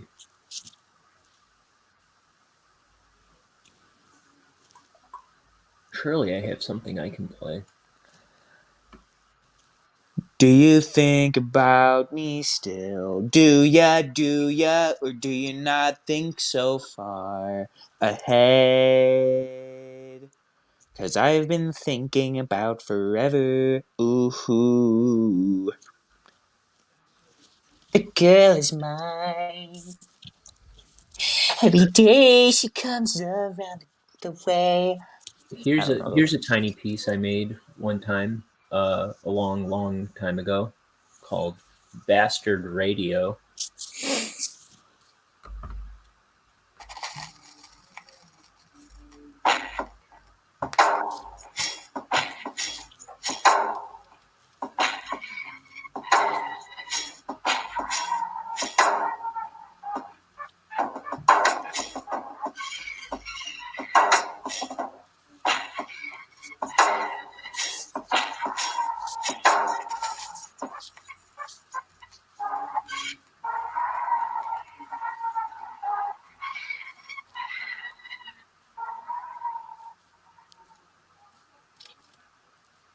There, wasn't that lovely? I like that. That's a cool drum beat. I'm always trying to come up with cool drum beats on the drums, but sometimes they're cooler when you program them. Yeah, I don't have a lot of remarkable stuff on. I have a lot of tracks, but not anything too remarkable because I do not fancy. I just want to roll with it. You just want to go with it. Sometimes I just smell like How long are you going on here for? I got a while because I have still half a page to do. Oh. This is. I mean, it was a goal of mine to work on music today. Good luck proving it. No, I'm sorry. I don't need to keep you. You're a son of a... Oh, wait. Let's see how long the episode is. Oh, you're kidding. How long? 59 minutes and 59 seconds. No, mine? No, our episode 5 of Nam Just. Oh. So? No, because I was like, I told Mikey, I'm guessing it's gonna be between like 50 minutes and an hour. And I was like, we always talk about trying to keep it under an hour, and it's 59 minutes, 59 seconds. Here. Oh my gosh, it's almost a perfect hour, our first perfect hour episode. And then if we had the intro, it's gonna be longer. So No one's gonna click it if they see it's over an hour. Listen to this tiny, itsy bitsy 17-second song that I made. Let's hear it. Big bed.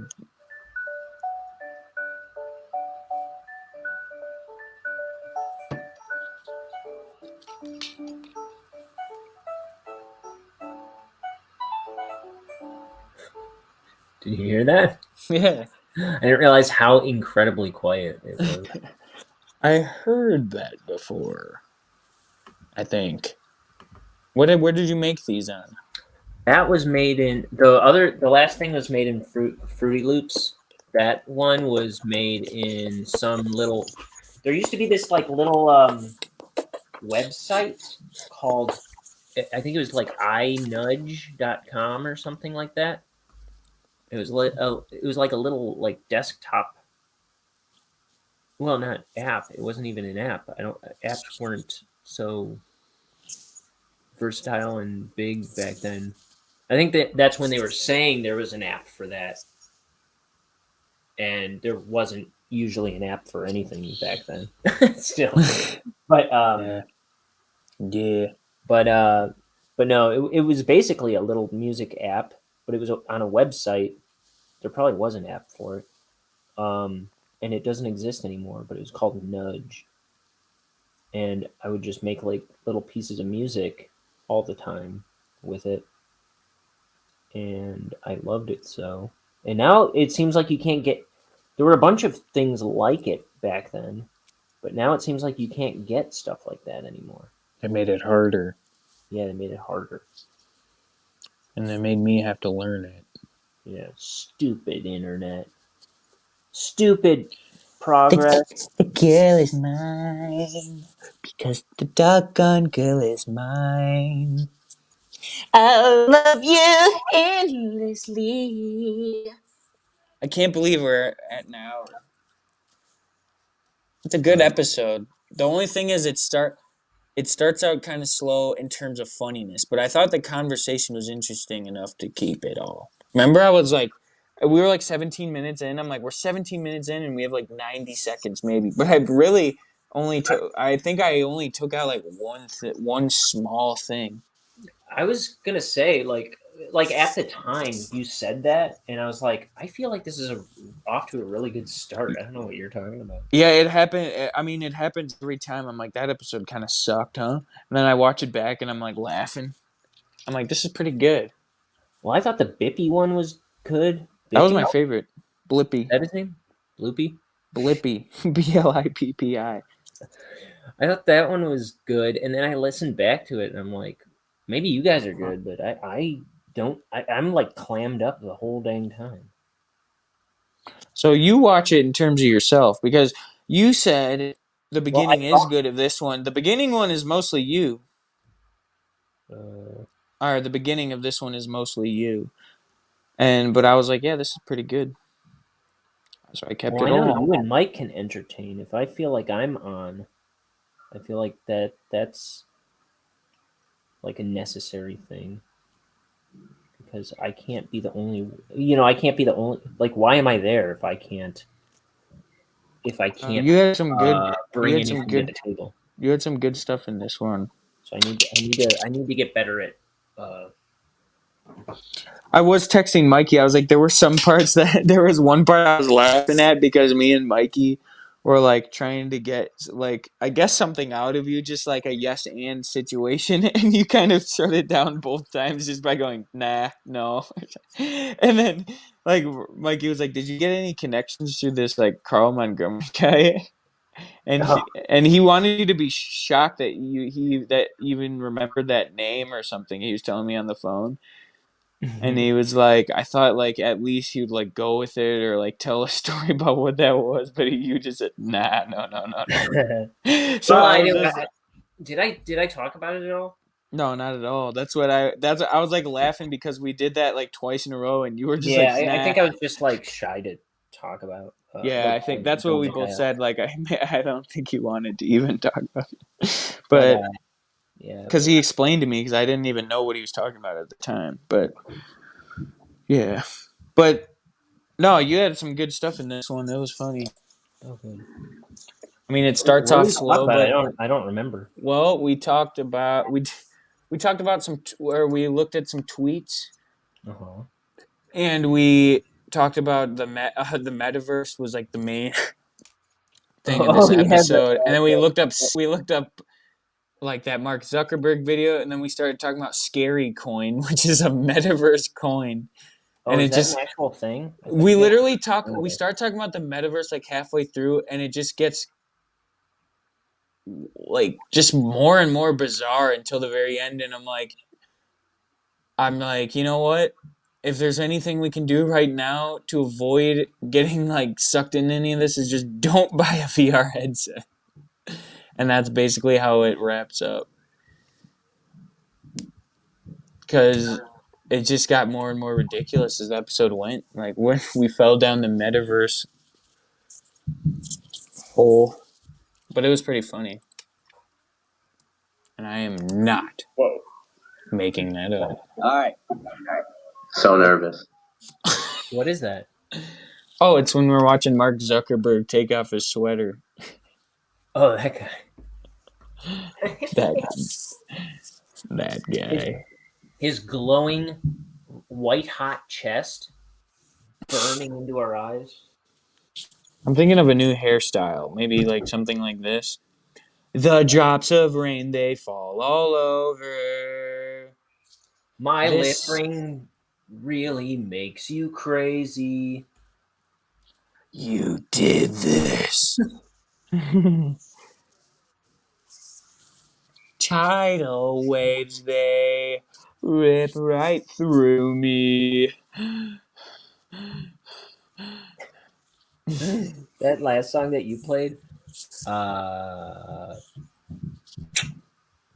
like how it starts with you going. Like just Sounds breathing bizarre, right? like panting like a cartoon dog. Sounds bizarre, doesn't it? Yeah.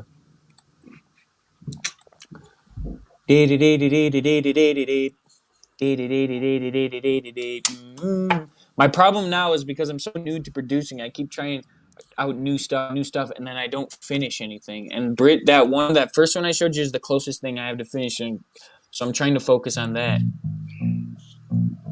Here's a bass line I made, though. I think maybe you actually heard this one already.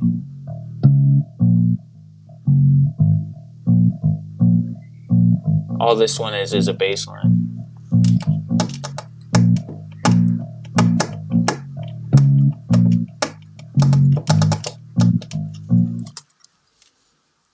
No, I don't think so.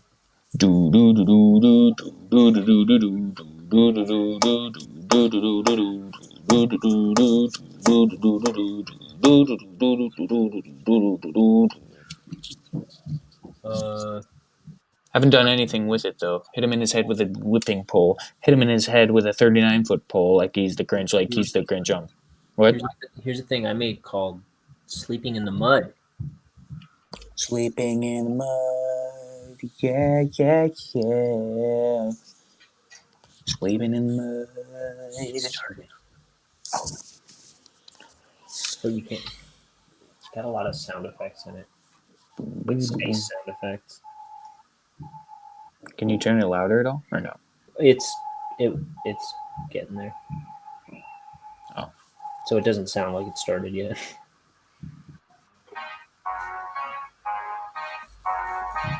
Oh. 21.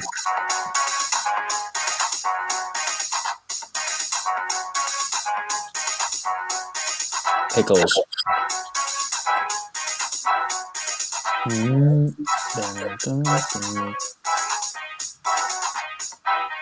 I remember this one.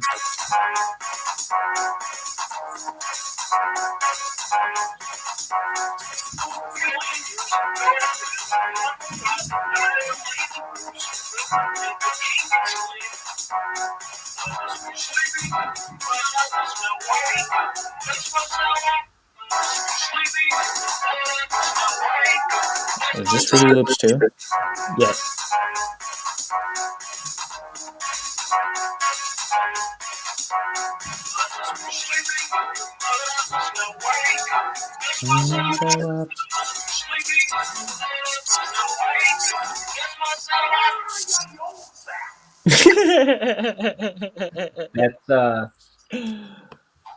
That's what's his name? Spike Jonze.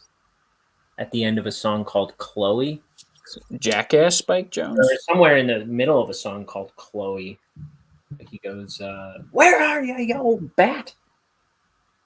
Spike Jonze from No, Jackass? not the director.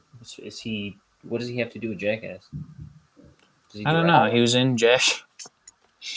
Well, I know he's a director, but he no, this is a comedian, like a Here. Say it. from like the 50s. But I really need to learn how to clip funny moments from this. Sorry. chop them out. What are you using to edit? YouTube video editor. Oh, dude, I tried to mess with that and I couldn't do anything. All I can do on it is trim. Yeah. Well, I couldn't even. I thought I did that one time, and just made a separate video, and I don't know what it did, but I had to delete it.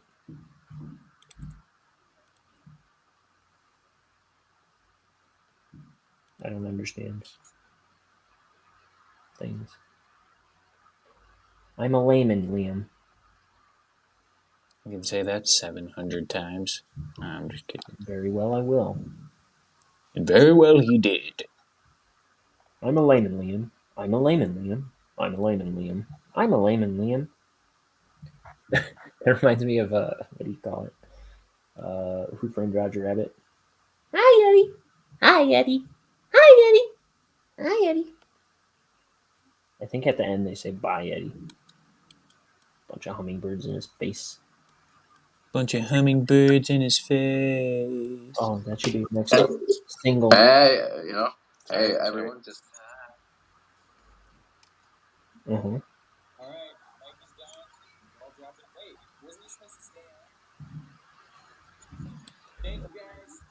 So he's in this dome. Does this look like a dome to you?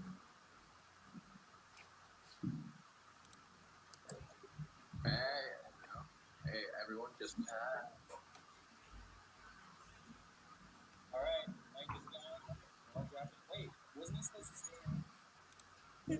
What's your social security number?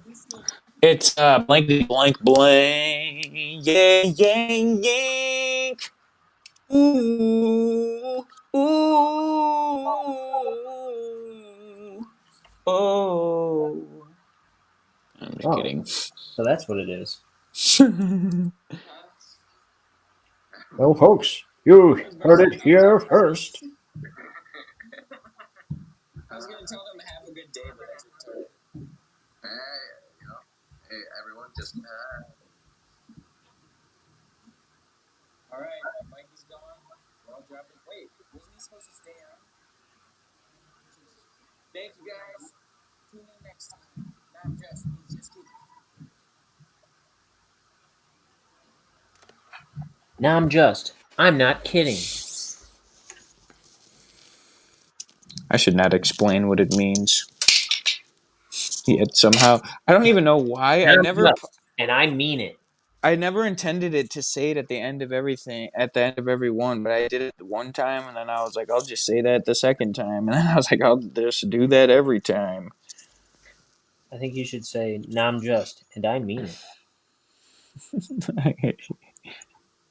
I'm gonna change it starting now. No, I'm just, and I'm dead ass. And I am dead dog serious right now. That's how New Yorkers say they're dead serious. I'm dead ass, yo.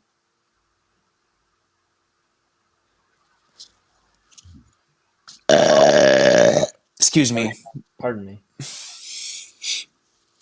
I can't see her. They can't see you burp. You just have to go. Excuse me. What am I talking about? Barbaloot is my name? Why'd you make my name Barbaloot? They can't see that on the screen, but yeah. Your name is Barbaloot. Why'd you do that? I didn't do that. Who did? The spirit, the great spirit. Everyone knows it was me. Jokes out, jokes out, jokes out, jokes. Jokes. Jokes. Jokes. Jokes. Jokes. So when are we recording the big 6? Episode 6. Mikey wanted to tonight, and I said, I don't know. That would work for me. That would work for me. It seems like it would work for you. It apparently would work for Mike. It would work for me. I don't even know. You don't even know what. I don't even know what to talk about, dude. I need a week of prep, hardcore prep. One thing, I don't know how much time it would cover, but I've got one thing. Oh, great. He wants to talk about sci-fi. Kind of wish my eyebrows were closer together. What makes you think sci-fi? Because I already know what you're going to say, dude. What am I going to say? What am I going to say? You're going to talk about Billy TV. No, I'm just kidding. About Billy TV. Hey, if they're here, the people need to know. If they're here, that makes me happy because then we're not alone as we thought. Gosh, to be alone is to be alive. Huh? I said, what's so wrong about being alone? Nothing. To be alone is to be alive. We've been making it on our own all this time. Or have we? We don't space mice or some space seaweed. What are you talking about? Space mice. I call them spice. And then it turns out we already have that some shit called oregano and cumin and thyme. Just to name a few. I think there's one called parsley. It's pronounced paisley.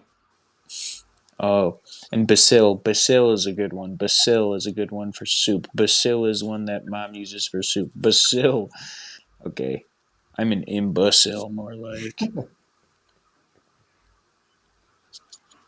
And dust myself off! Oops. What? Sorry, I just did nothing. Let's see. Do I have another? I think there was another piece of music I was thinking would be nice. I'm 60 and sexy. Want to hear my cover of A Hard Day's Night? How long is it? 42 seconds. Sure. My phone's about to die. Okay. 5%. Yikes. Well, here we go.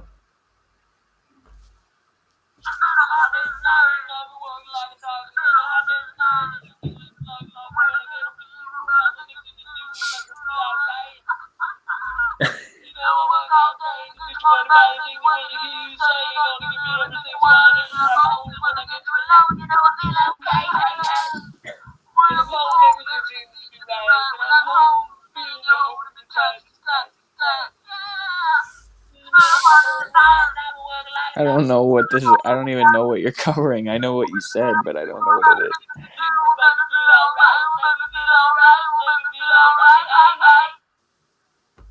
is. There you have it. At the end, you're like, anyways. By yours truly. Good job. I don't know what it is. I don't. But Hard Day's Night by the Beatles? No. It's been a hard day's night, and I've been working like a dog. At the end you go, anyways, give me a call back.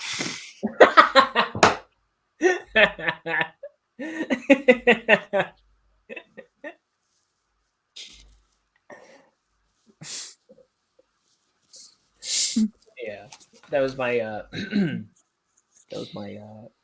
early 20s audio recording experimentation. Thought you were in your early 20s? Late teens, early 20s. I was making. Wow, dude, I'm in my early 20s. Yeah.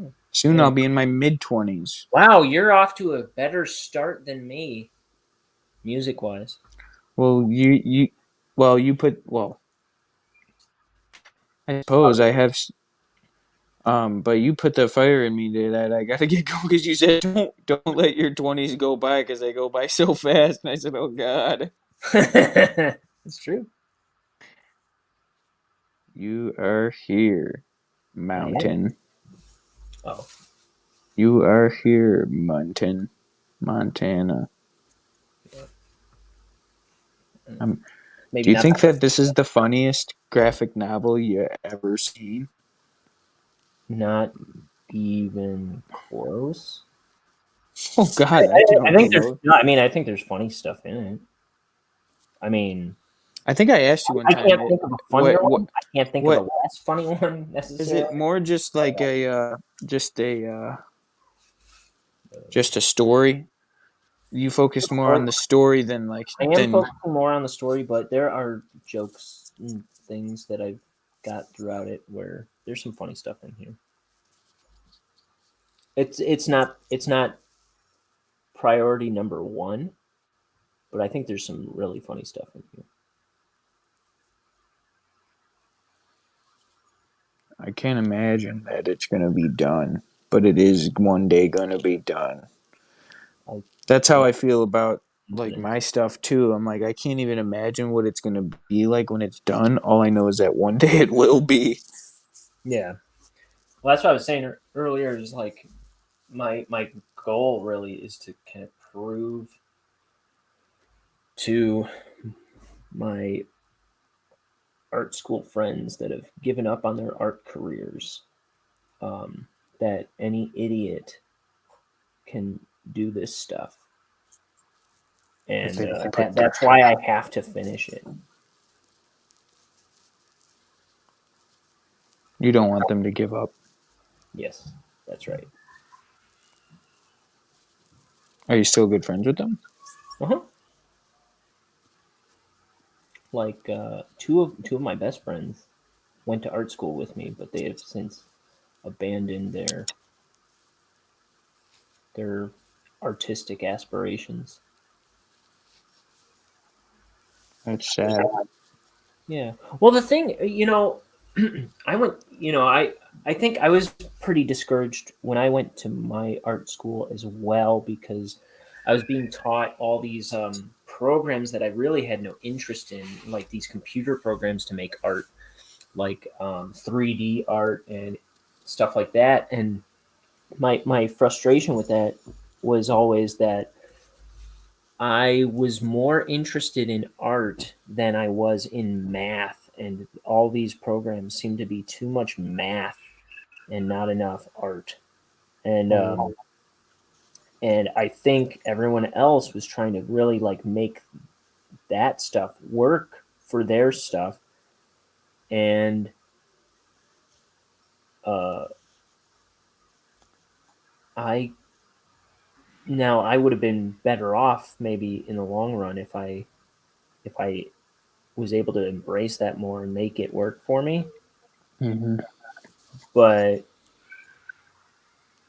I don't know. I couldn't. I kind of realized Yeah, that I'm too much of a layman. I don't know what I'm I kind doing. of realized in my time in I know how to school. do one thing still, but Sorry, I didn't mean to cut you off before the end, but I was just going off that. I kind of realized that at the end of my school thing, that I didn't like.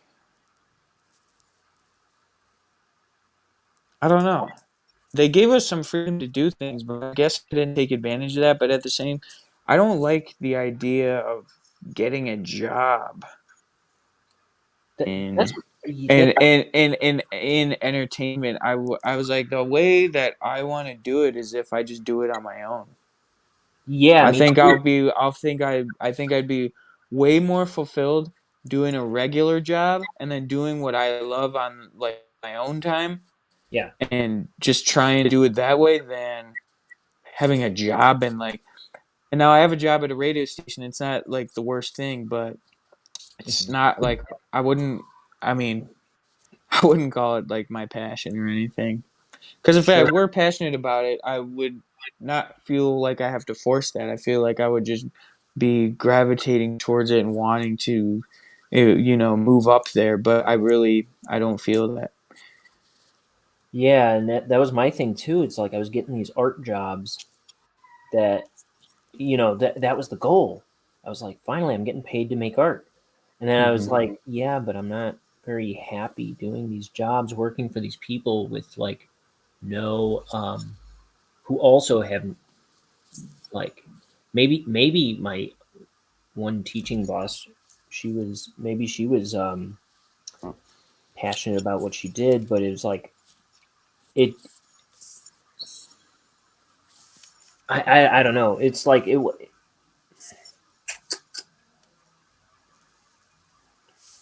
that job, no art job that I ever applied for or had was like making me feel fulfilled. Mm-hmm. It was like I realized like the only thing that's going to make me feel fulfilled as an artist is making my comics and animations. So I have to like make that work, and it's got to Yeah. be on the side until that's a successful endeavor on its own. And And then, even if yeah, that never happens, oh, my phone's at 2% now. well, I'm sorry. No, it's fine. But what was I gonna say? I was gonna say the only way I could see it like being like fulfilling to have a job was if like you were saying, like you built yourself up and then were noticed for that, and say you got like, or like say you got an animating or like a illustrating job or something at like for a show that you really liked or something, Mm-hmm. or like if I was like became a writer for a show I really liked or something, like then that Right. would be different. But Yeah, but that's so like uh like one in a million chance in attainability. You know what I mean? Like, what are the outstanding odds that I might end up working on a Gravity Falls or something? You know, yeah, and well, I like would say I never think say never though. I wouldn't say yeah like, and the fact that I'm doing like cool projects now that you know I'm My phone. I'm putting some legs on this stuff that I'm working on. Like that might amount to something someday in the future. But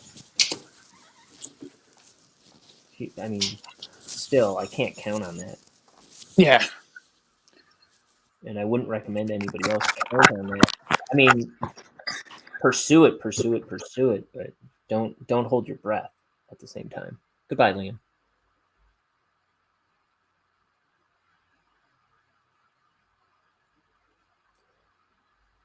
Yeah, pursue it. I think my problem is like my ship is more or less sailed on that, and it's like, but also it's like, how much do I want to work on other people's stuff anyway? Like I have these notebooks full of my own characters and my own dreams and stuff, and it's like I thought that was the big idea, to get my own stuff made. And it was like when you realize it's like you don't have to really ask permission. Like if you're an artist, you don't really have to ask permission to get your stuff made. You don't really have to have a studio make it for you. That's just saying I don't want to make my own art. You know what I mean? So if you're an artist, you have every opportunity to make your TV show. You have every opportunity. I mean, maybe you don't exactly have an opportunity. Maybe maybe you just don't have time. Maybe you're raising kids and have a full-time job, but if you my thing was, sorry, I've been talking about this ever since my phone died. the whole time you fell out. I got it So, plugged in but time, and then it died anyway. well, that was kind of this morning too, like when my phone died while you were FaceTiming me. Anyway, but I was saying, but like maybe you have a full time job and you're raising 3 kids or something, and you don't have every opportunity to make your own art. Yeah. The way I started really leaning into my art and making my projects was like a goal of put 15 minutes of work into the day. It was something that's something I got from Doug to Naples. Probably the ones I was talking about earlier on this show was the ones on Facebook where he was making his Jacobot book that still hasn't come out. But he used to give like little tips on setting goals and priorities and stuff. And that was one of them. It's like, just if you can spend, you might not have hours a day to put into your stuff, but you know what? You might have a day off. You might have a day where, the kids are at grandma's house and all you have to do that day is like catch up on Always Sunny in Philadelphia or something. And well, sure, put on Always Sunny, but why don't you sink several hours into your good day, your day for you, and then every other day maybe you can't squeeze hours in, but chances are you got 15 minutes where you can sit down and start to pencil out a page or something, or get some writing in, or and then that's kind of how I started looking at it. At the start of making that Bonehead cartoon, I was just trying to figure out how to work in a little bit of time each day. And for me, I was able to just making 15. It actually started with these sketchbook drawings. I started with that, and while I was writing the Bonehead cartoon, and I wanted to make at least 15 minutes a day for drawing. I said I want to draw. I want to be someone who draws every day, and if I can put it in at least 15 minutes and get something presentable onto like social media, that's my goal right now. So now you do that and you ink this page. Yeah, but I haven't been. I have not been posting much stuff lately on social media, but I'm trying to get back into that. But anyway, it was a good start, and what I was gonna say was at that time it was like 15 minutes quickly turned into like I would end up sinking hours into my art each day, like real easy, without trying.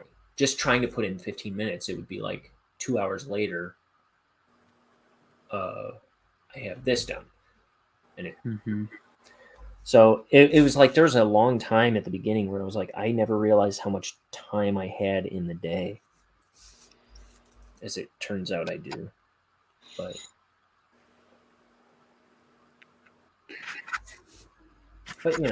now I'm on the other end where it's like I don't have enough hours in the day to do anything, but that's also, I don't know, it's pendulous.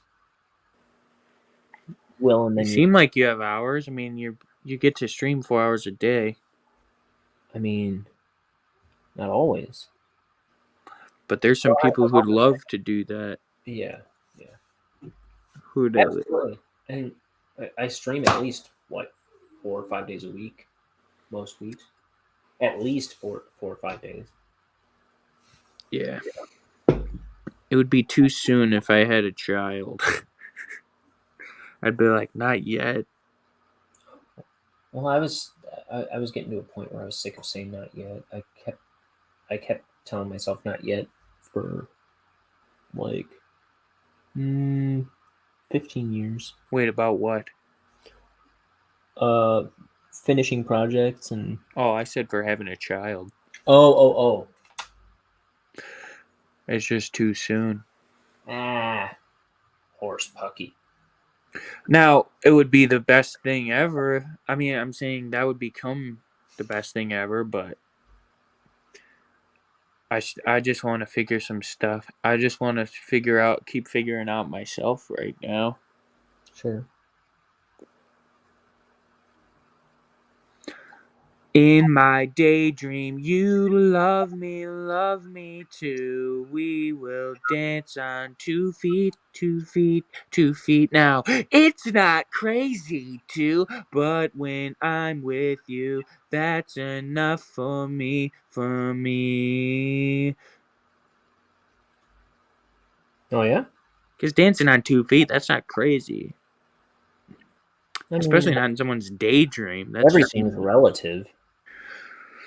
in someone's daydream, they should be like dancing crazy, but just on 2 feet in your daydream. Like, way to limit the possibilities. Yeah.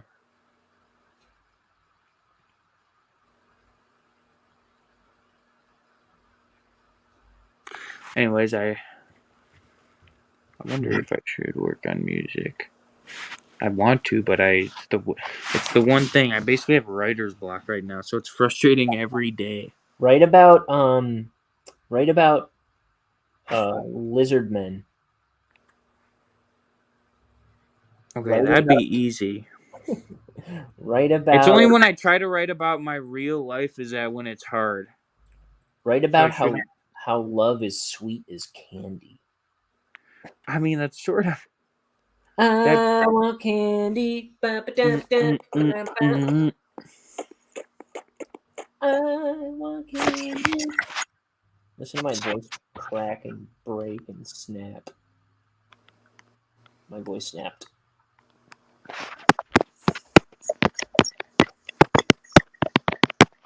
Holy cow. I gotta go check the mailbox to see if Josie got a package, but she's gonna be disappointed when the answer's easily no. Where did I put my glass? Dude, I take my glasses off and I lose them instantly. I heard that. Well, I have a tighter leash on my glasses because if I lose them, I'm a total Velma. Dude, go easy on your mic.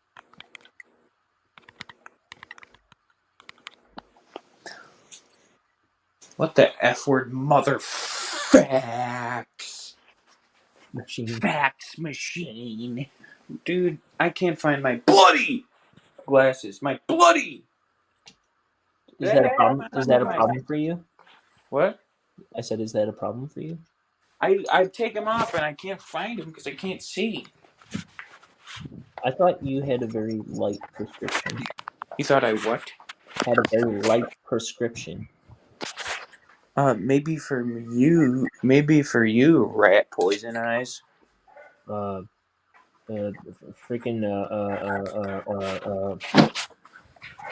Dude, you know how who has the worst vision? Axe Moaning Cop Myrtle got has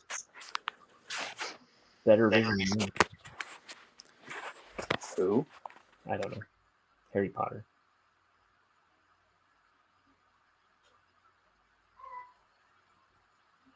I couldn't think of somebody with really thick glasses. Oh, Bubble from Trailer Park Boys. What'd you say? Bubble from Trailer Park Boys has nothing on my vision. Did you hear what I said about Axe Cop? No. I said, you know how they got it's based off how he listened to his little brother, right? Or something? Yeah. Yeah. I was like, you should have done that for me. Except all your comics would have been about turkey basters and wouldn't have made for a good read. Yeah. Bill Cosby would have been the star of all of them. And look how that would have fared. Yeah. Those things would have been shelved. Or sent I to was just Korea watching where they still don't know. the Axe Cop guy, Ethan Nicole. I just saw that on his Instagram. He was promoting that he just made a new YouTube channel with his kids where they take this this hideous baby doll, and they named it like Bruce or something like that. Bruce and um, he's been making. There's only 2 so far, but he's been making videos for the kids where it's just them playing, like holding up toys in front of the camera, including this demented-looking baby, and just like they made a music video for a song that his daughter wrote. They only wanted her in there. That's cool. It was The package is actually here. hey, I don't know what it is. watch that label. Watch that label. I don't think you want it on camera. Oh, Well, what do I know? I don't care. You're right, though. I don't want it on there. I have to ask her what it is. It's candy. In my daydream, you love me too. We will smell like 2 feet. Pay you. I'm just kidding. Will you meet me in the morning? Anyways, I should go. Yeah, that's right.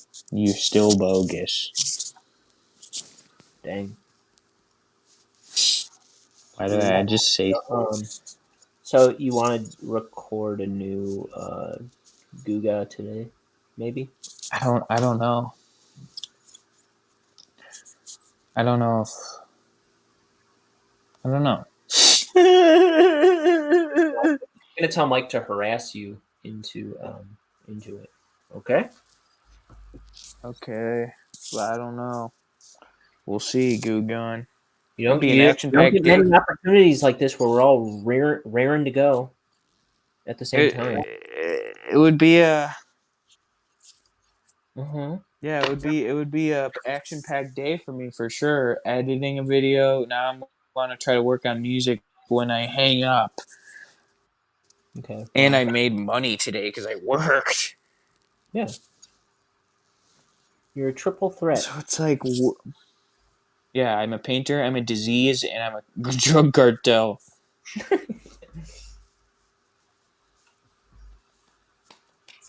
But yeah, Sure. I'll talk to you. Okay. See ya. Adios. Adios, Mon ami. Caribe. Wasn't that lovely? I can't understand a word he says, but darn if he doesn't make me happy. Well, I like how he came back on just to say he has to go. Oh, excuse me. Pardon me. Well, so we're gonna make. Well, I can't promise that, but I hope we record a thing today. I'm gonna try to be my most entertaining self. If we do, he doesn't go public with it. I don't think when we record it, but he makes it public once he edits it and gets it set straight. But which is usually like a few days later.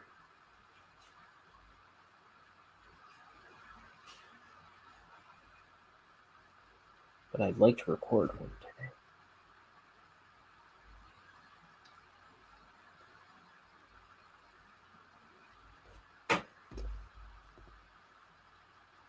Will you meet me in the garden? We'll say please and beg your pardon. When the... Oh, I don't remember how it goes. Will you be my Clementine?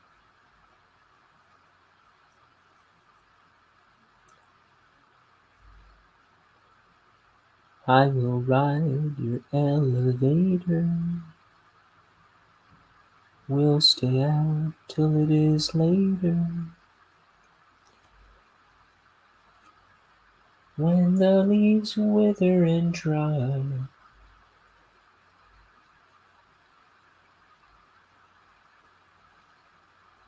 Will you still be my Clementine?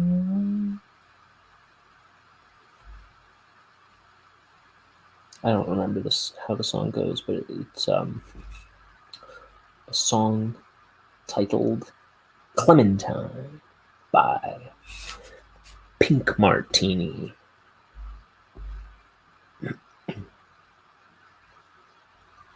On an album titled Hang On Little Tomato, which is also the title of my other favorite song on that album.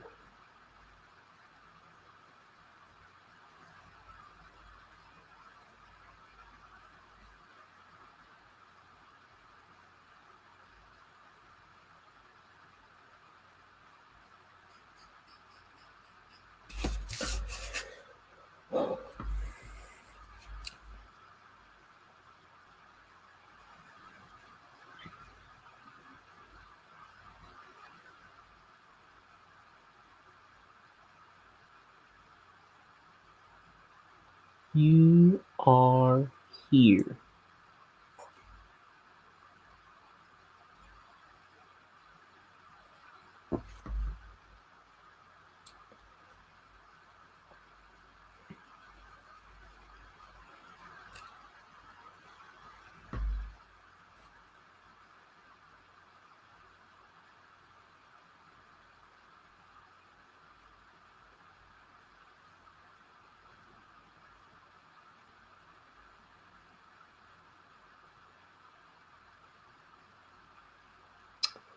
So what else is there in life?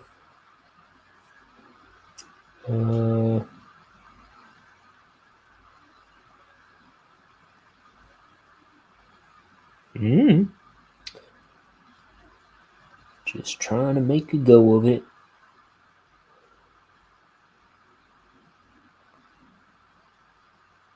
Man, though, I am so excited that I got my Adobe stuff to actually output videos.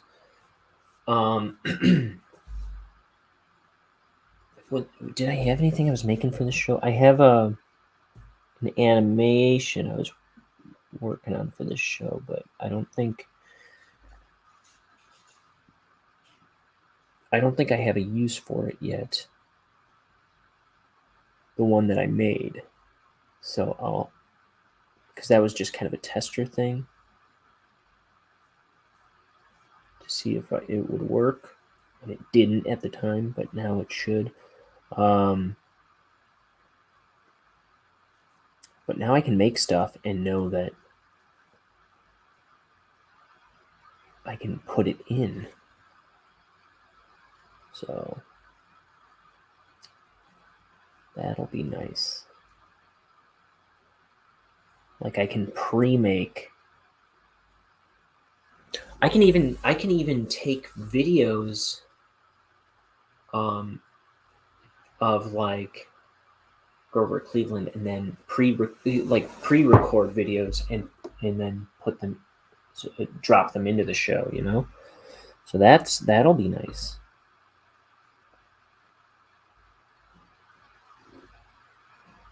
The possibilities are now endless. Now that I have that weapon at my disposal. So that's exciting.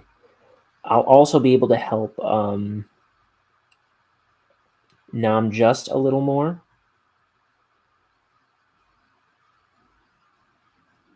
Liam's podcast with us in it, his brothers. Because I was trying to make like little title sequences for him. And it was like I made the first one, and we were never able to use it.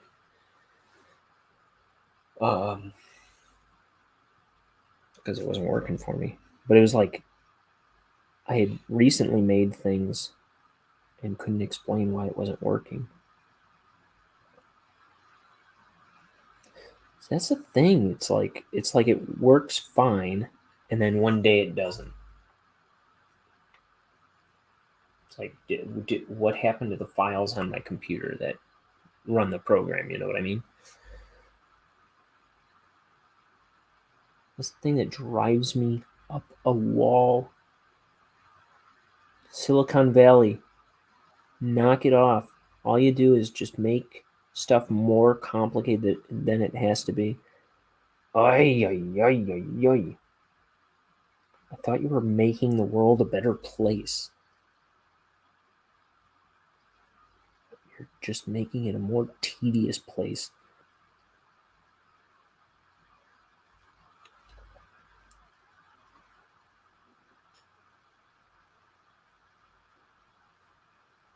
Isn't that why people get into tech? No, if you've ever seen what do you call it? That show Silicon Valley. It's that Mike Judge show on HBO. It was, I think there were 5 seasons. So Mike Judge is the guy that did King of the Hill. It's kind of like satire, spoofy kind of stuff, where it's making fun of tech people, tech culture, and because Mike Judge is like one of the great satirists of our time. I just always kind of compare him to Mark Twain. Because that's what he does. He's a satirical guy. I like Mike Judge. I like King of the Hill very much. It's like social commentary. I mean, Silicon Valley, it ended up not being like the best show on the face of the planet, but there's a lot of good stuff in it.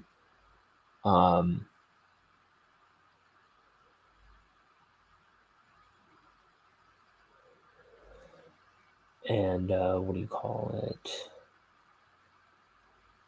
Why did I bring it up? Oh yeah, all the people on it, all the tech people, they're always saying their goal is to make the world a better place. We just want to help make the world a better place. Like they're profound and unique, and it's like that's what everybody in their field is saying.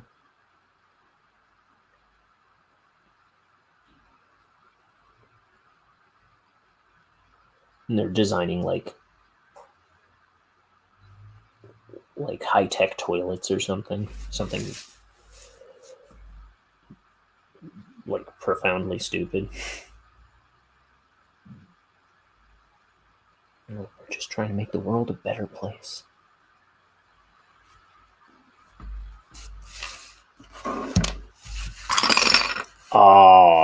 See, I save all these beer bottle caps on my desk. Use them for inkwells. Because I only use them once, and then they're all filled with crusty ink, so then I toss them. So I have a bunch. I have a bunch in a little jar up on my bookshelf, but then I have a handful of them sitting on my desk here. So when I need a new one, I can just grab it. Every once in a while, I go and knock them all over. I move my page and knock everything over.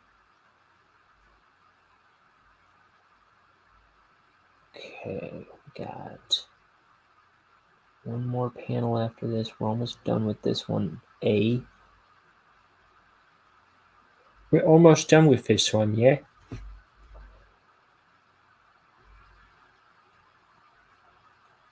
Right, buzz off.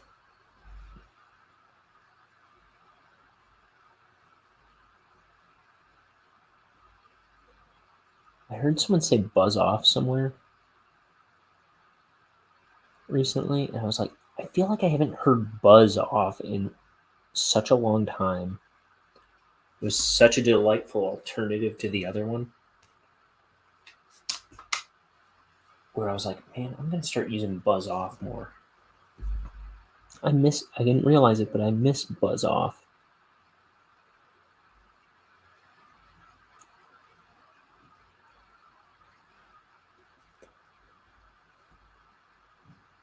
Right, buzz off, yeah.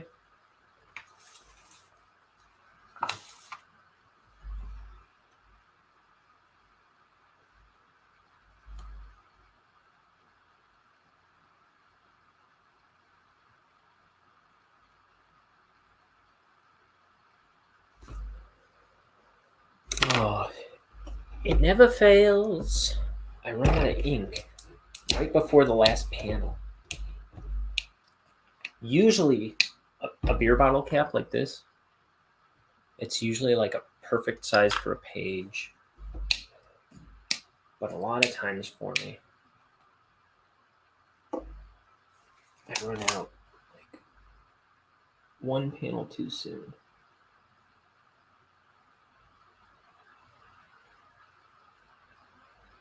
I'm worried that I'm still not pouring enough ink. Okay. Right, buzz off. I don't know why I'm saying that in that accent. Tighten up the ink, tighten up the ink. We will go rejoicing, tightening up the ink. Oh, I started watching the new last batch of Kid Cosmic episodes last night. I think I was starting to fall asleep early on though, like in the second episode, maybe third. There's only 6 in the new batch. I feel like the second set of episodes was not as big on me. There was a bad guy voiced by Bobby Moynihan in the second set, and it kind of all revolved around him, and I kind of wished it was a little more diverse or something. I don't remember, but I felt like the story could have been bigger. And I think this season, what I was seeing, seems like it could be really cool. But I don't quite know where it's going yet. But anyway, Kid Cosmic, it's really cool. It's a really cool comic booky style thing by Craig McCracken, who did Foster's Home for Imaginary Friends, and he did the Powerpuff Girls.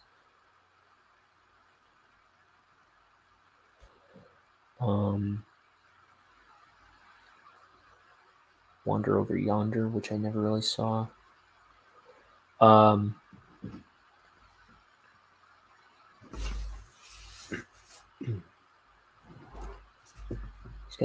It's a Netflix show about this kid who, like, all he wants to be is like a superhero, like in his comics. His name is Kid, and then he finds these like power stones, and he's got all these powers when he uses them.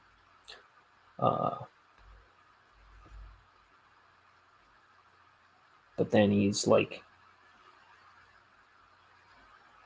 all these aliens are like after these power stones, and he's trying to keep the forces of evil from getting their hands on him.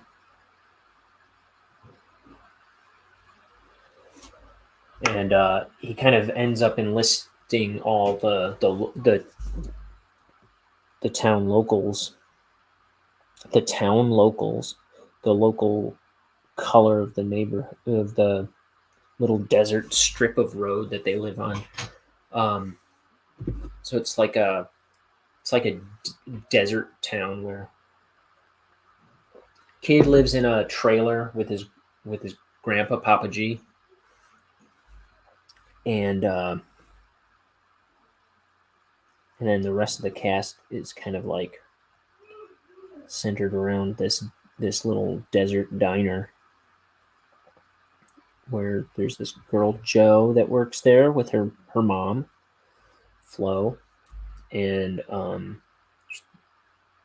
there's just this fat cat that kind of lounges around there, and they become the local heroes.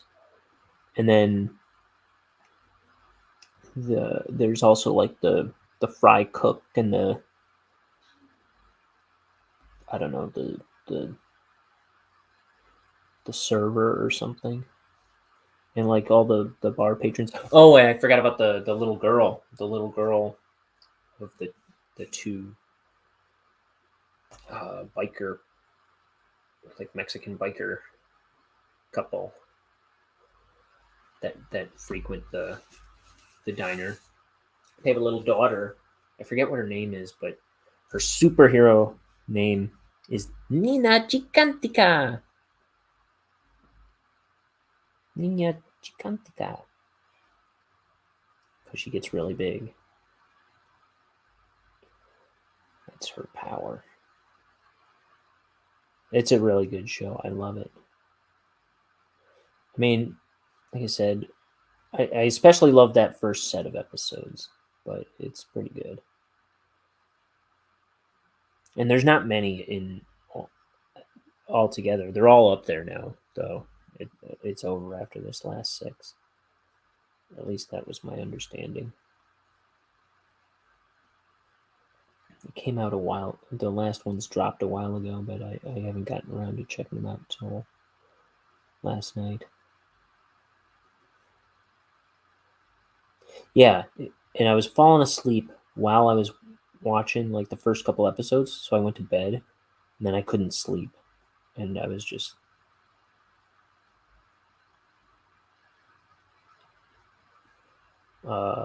looking up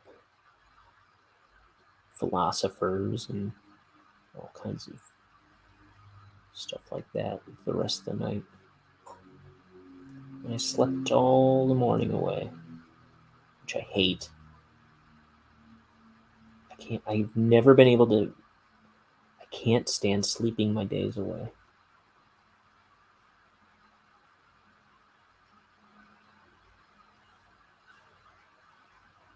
Even when I was a little kid, I remember one day I slept all day, and I woke up and I asked my mom. I was like, "What time is it?" And she goes, "Oh, it's like 7:30." And I started crying. I was like, "I wasted the whole day." She's like, "It's okay. You just needed your rest." So like, "But I'll never get it back, Mom."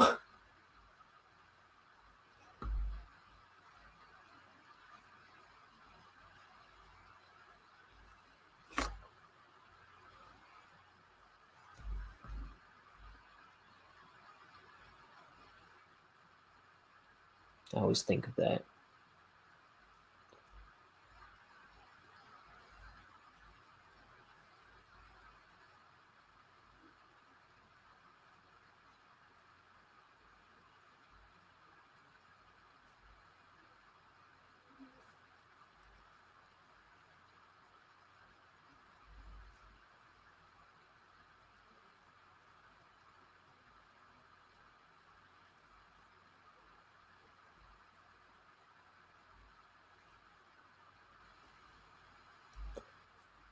Sark.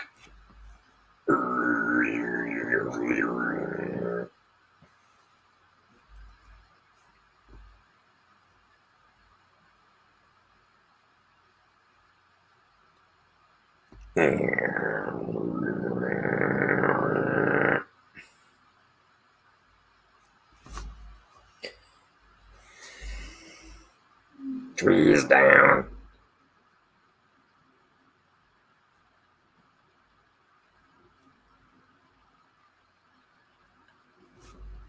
What do you do when you want the trees to go up? Trees up.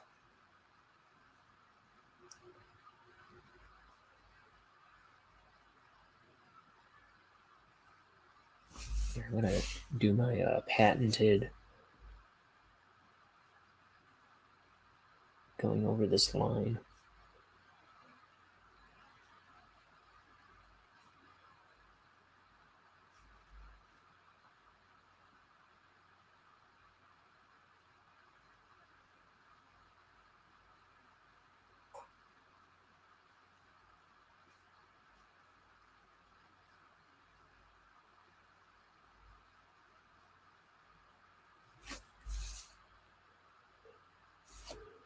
Okay.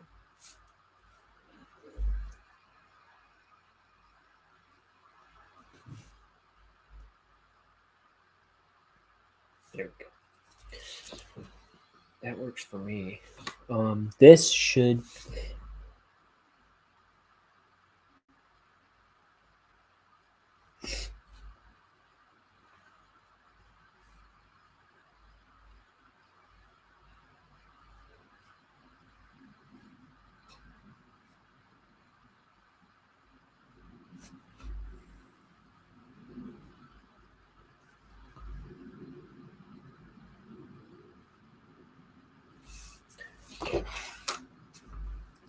Last panel.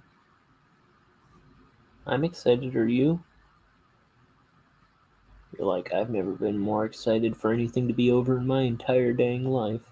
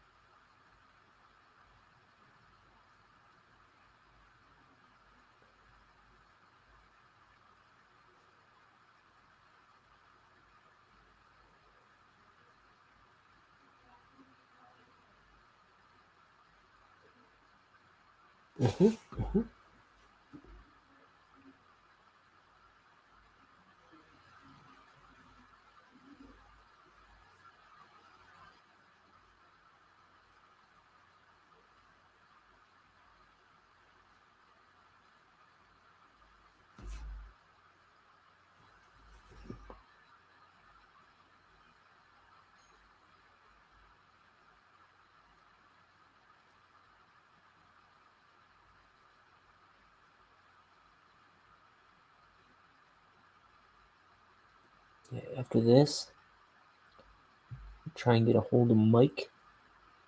See if he's interested in making this happen tonight. This other podcast recording. And then, while I'm doing that, I'm gonna be frying up some dinner. I'm dreadful hungry over here.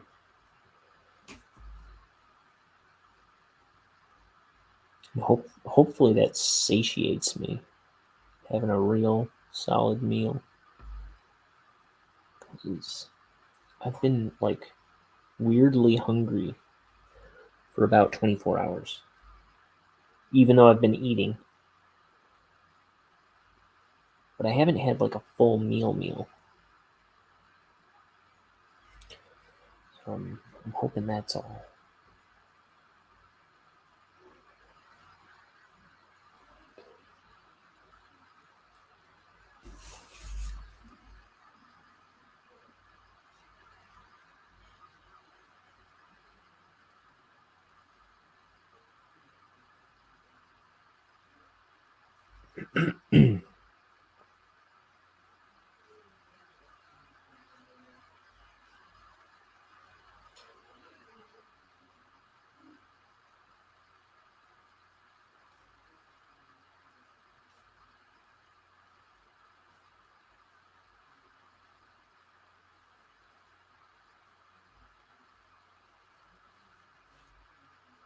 Okay, here's the bucket.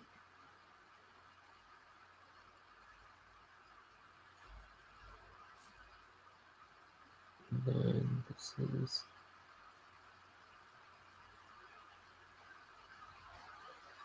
belt buckle. It's kind of sneaking in here.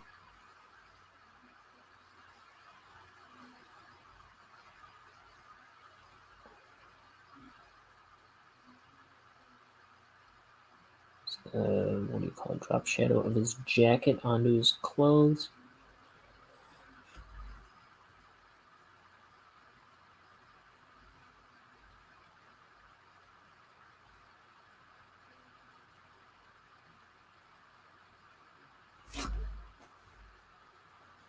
And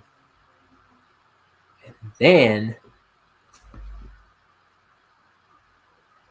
we throw in this background, little graphic background. Kind of frames him nicely. Get out of my face. I want to start fencing with the camera.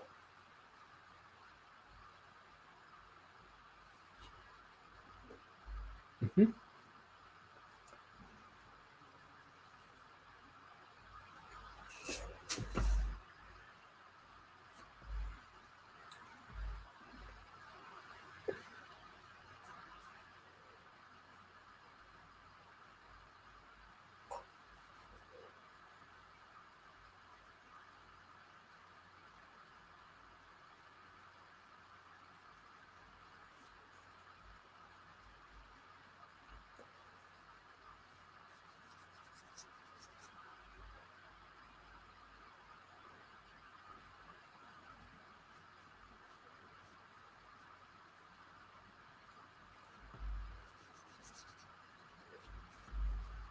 Josie and the Pussycats, long tails and ears to match. We're gonna bury you and all those other bands.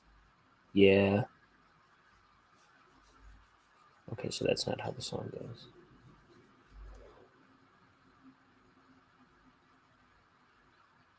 I liked that movie when it came out, the live action Josie and the Pussycats with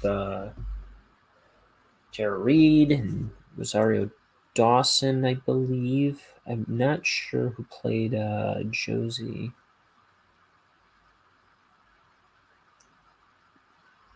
Though I loved that actress when it came out. I haven't seen that in a million years, but I really loved that movie.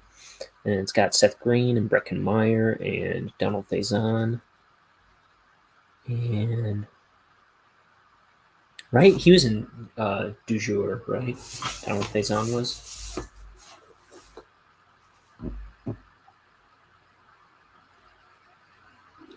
Du Jour was like the poppy boy band that gets thrown out of a plane or something. Or they're in a plane crash, something like that.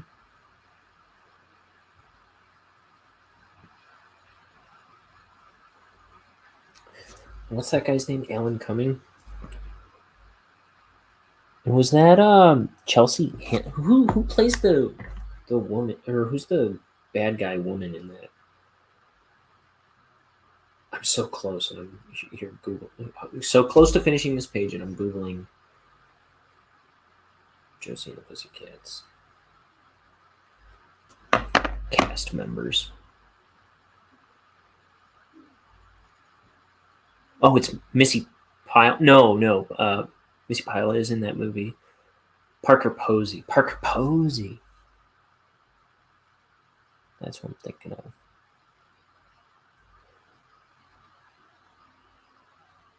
Alan Cumming, yeah. Rosario Dawson. Oh, Rachel Lee Cook is Josie.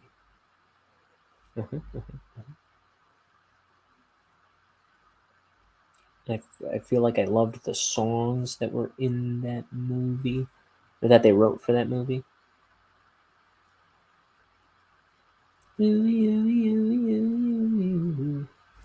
Or something. I put a couple of the songs from that soundtrack onto my Spotify, and one day it came out and out of the blue, and I was like, "Oh, I know the song! I haven't heard it in a fortnight." You know that no one says fortnight.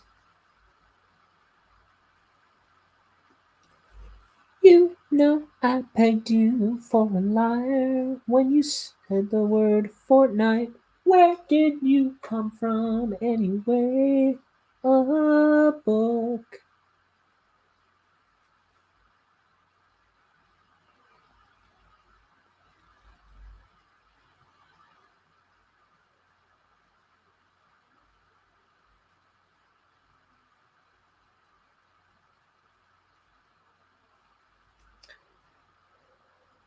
All right, it's time to get everything else underway.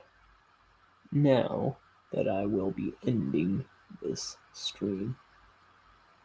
Seriously, I'm gonna tie Liam to some train tracks if he says he doesn't want to record tonight. It's like I don't get a better opportunity than this. Okay. So let's wrap it up.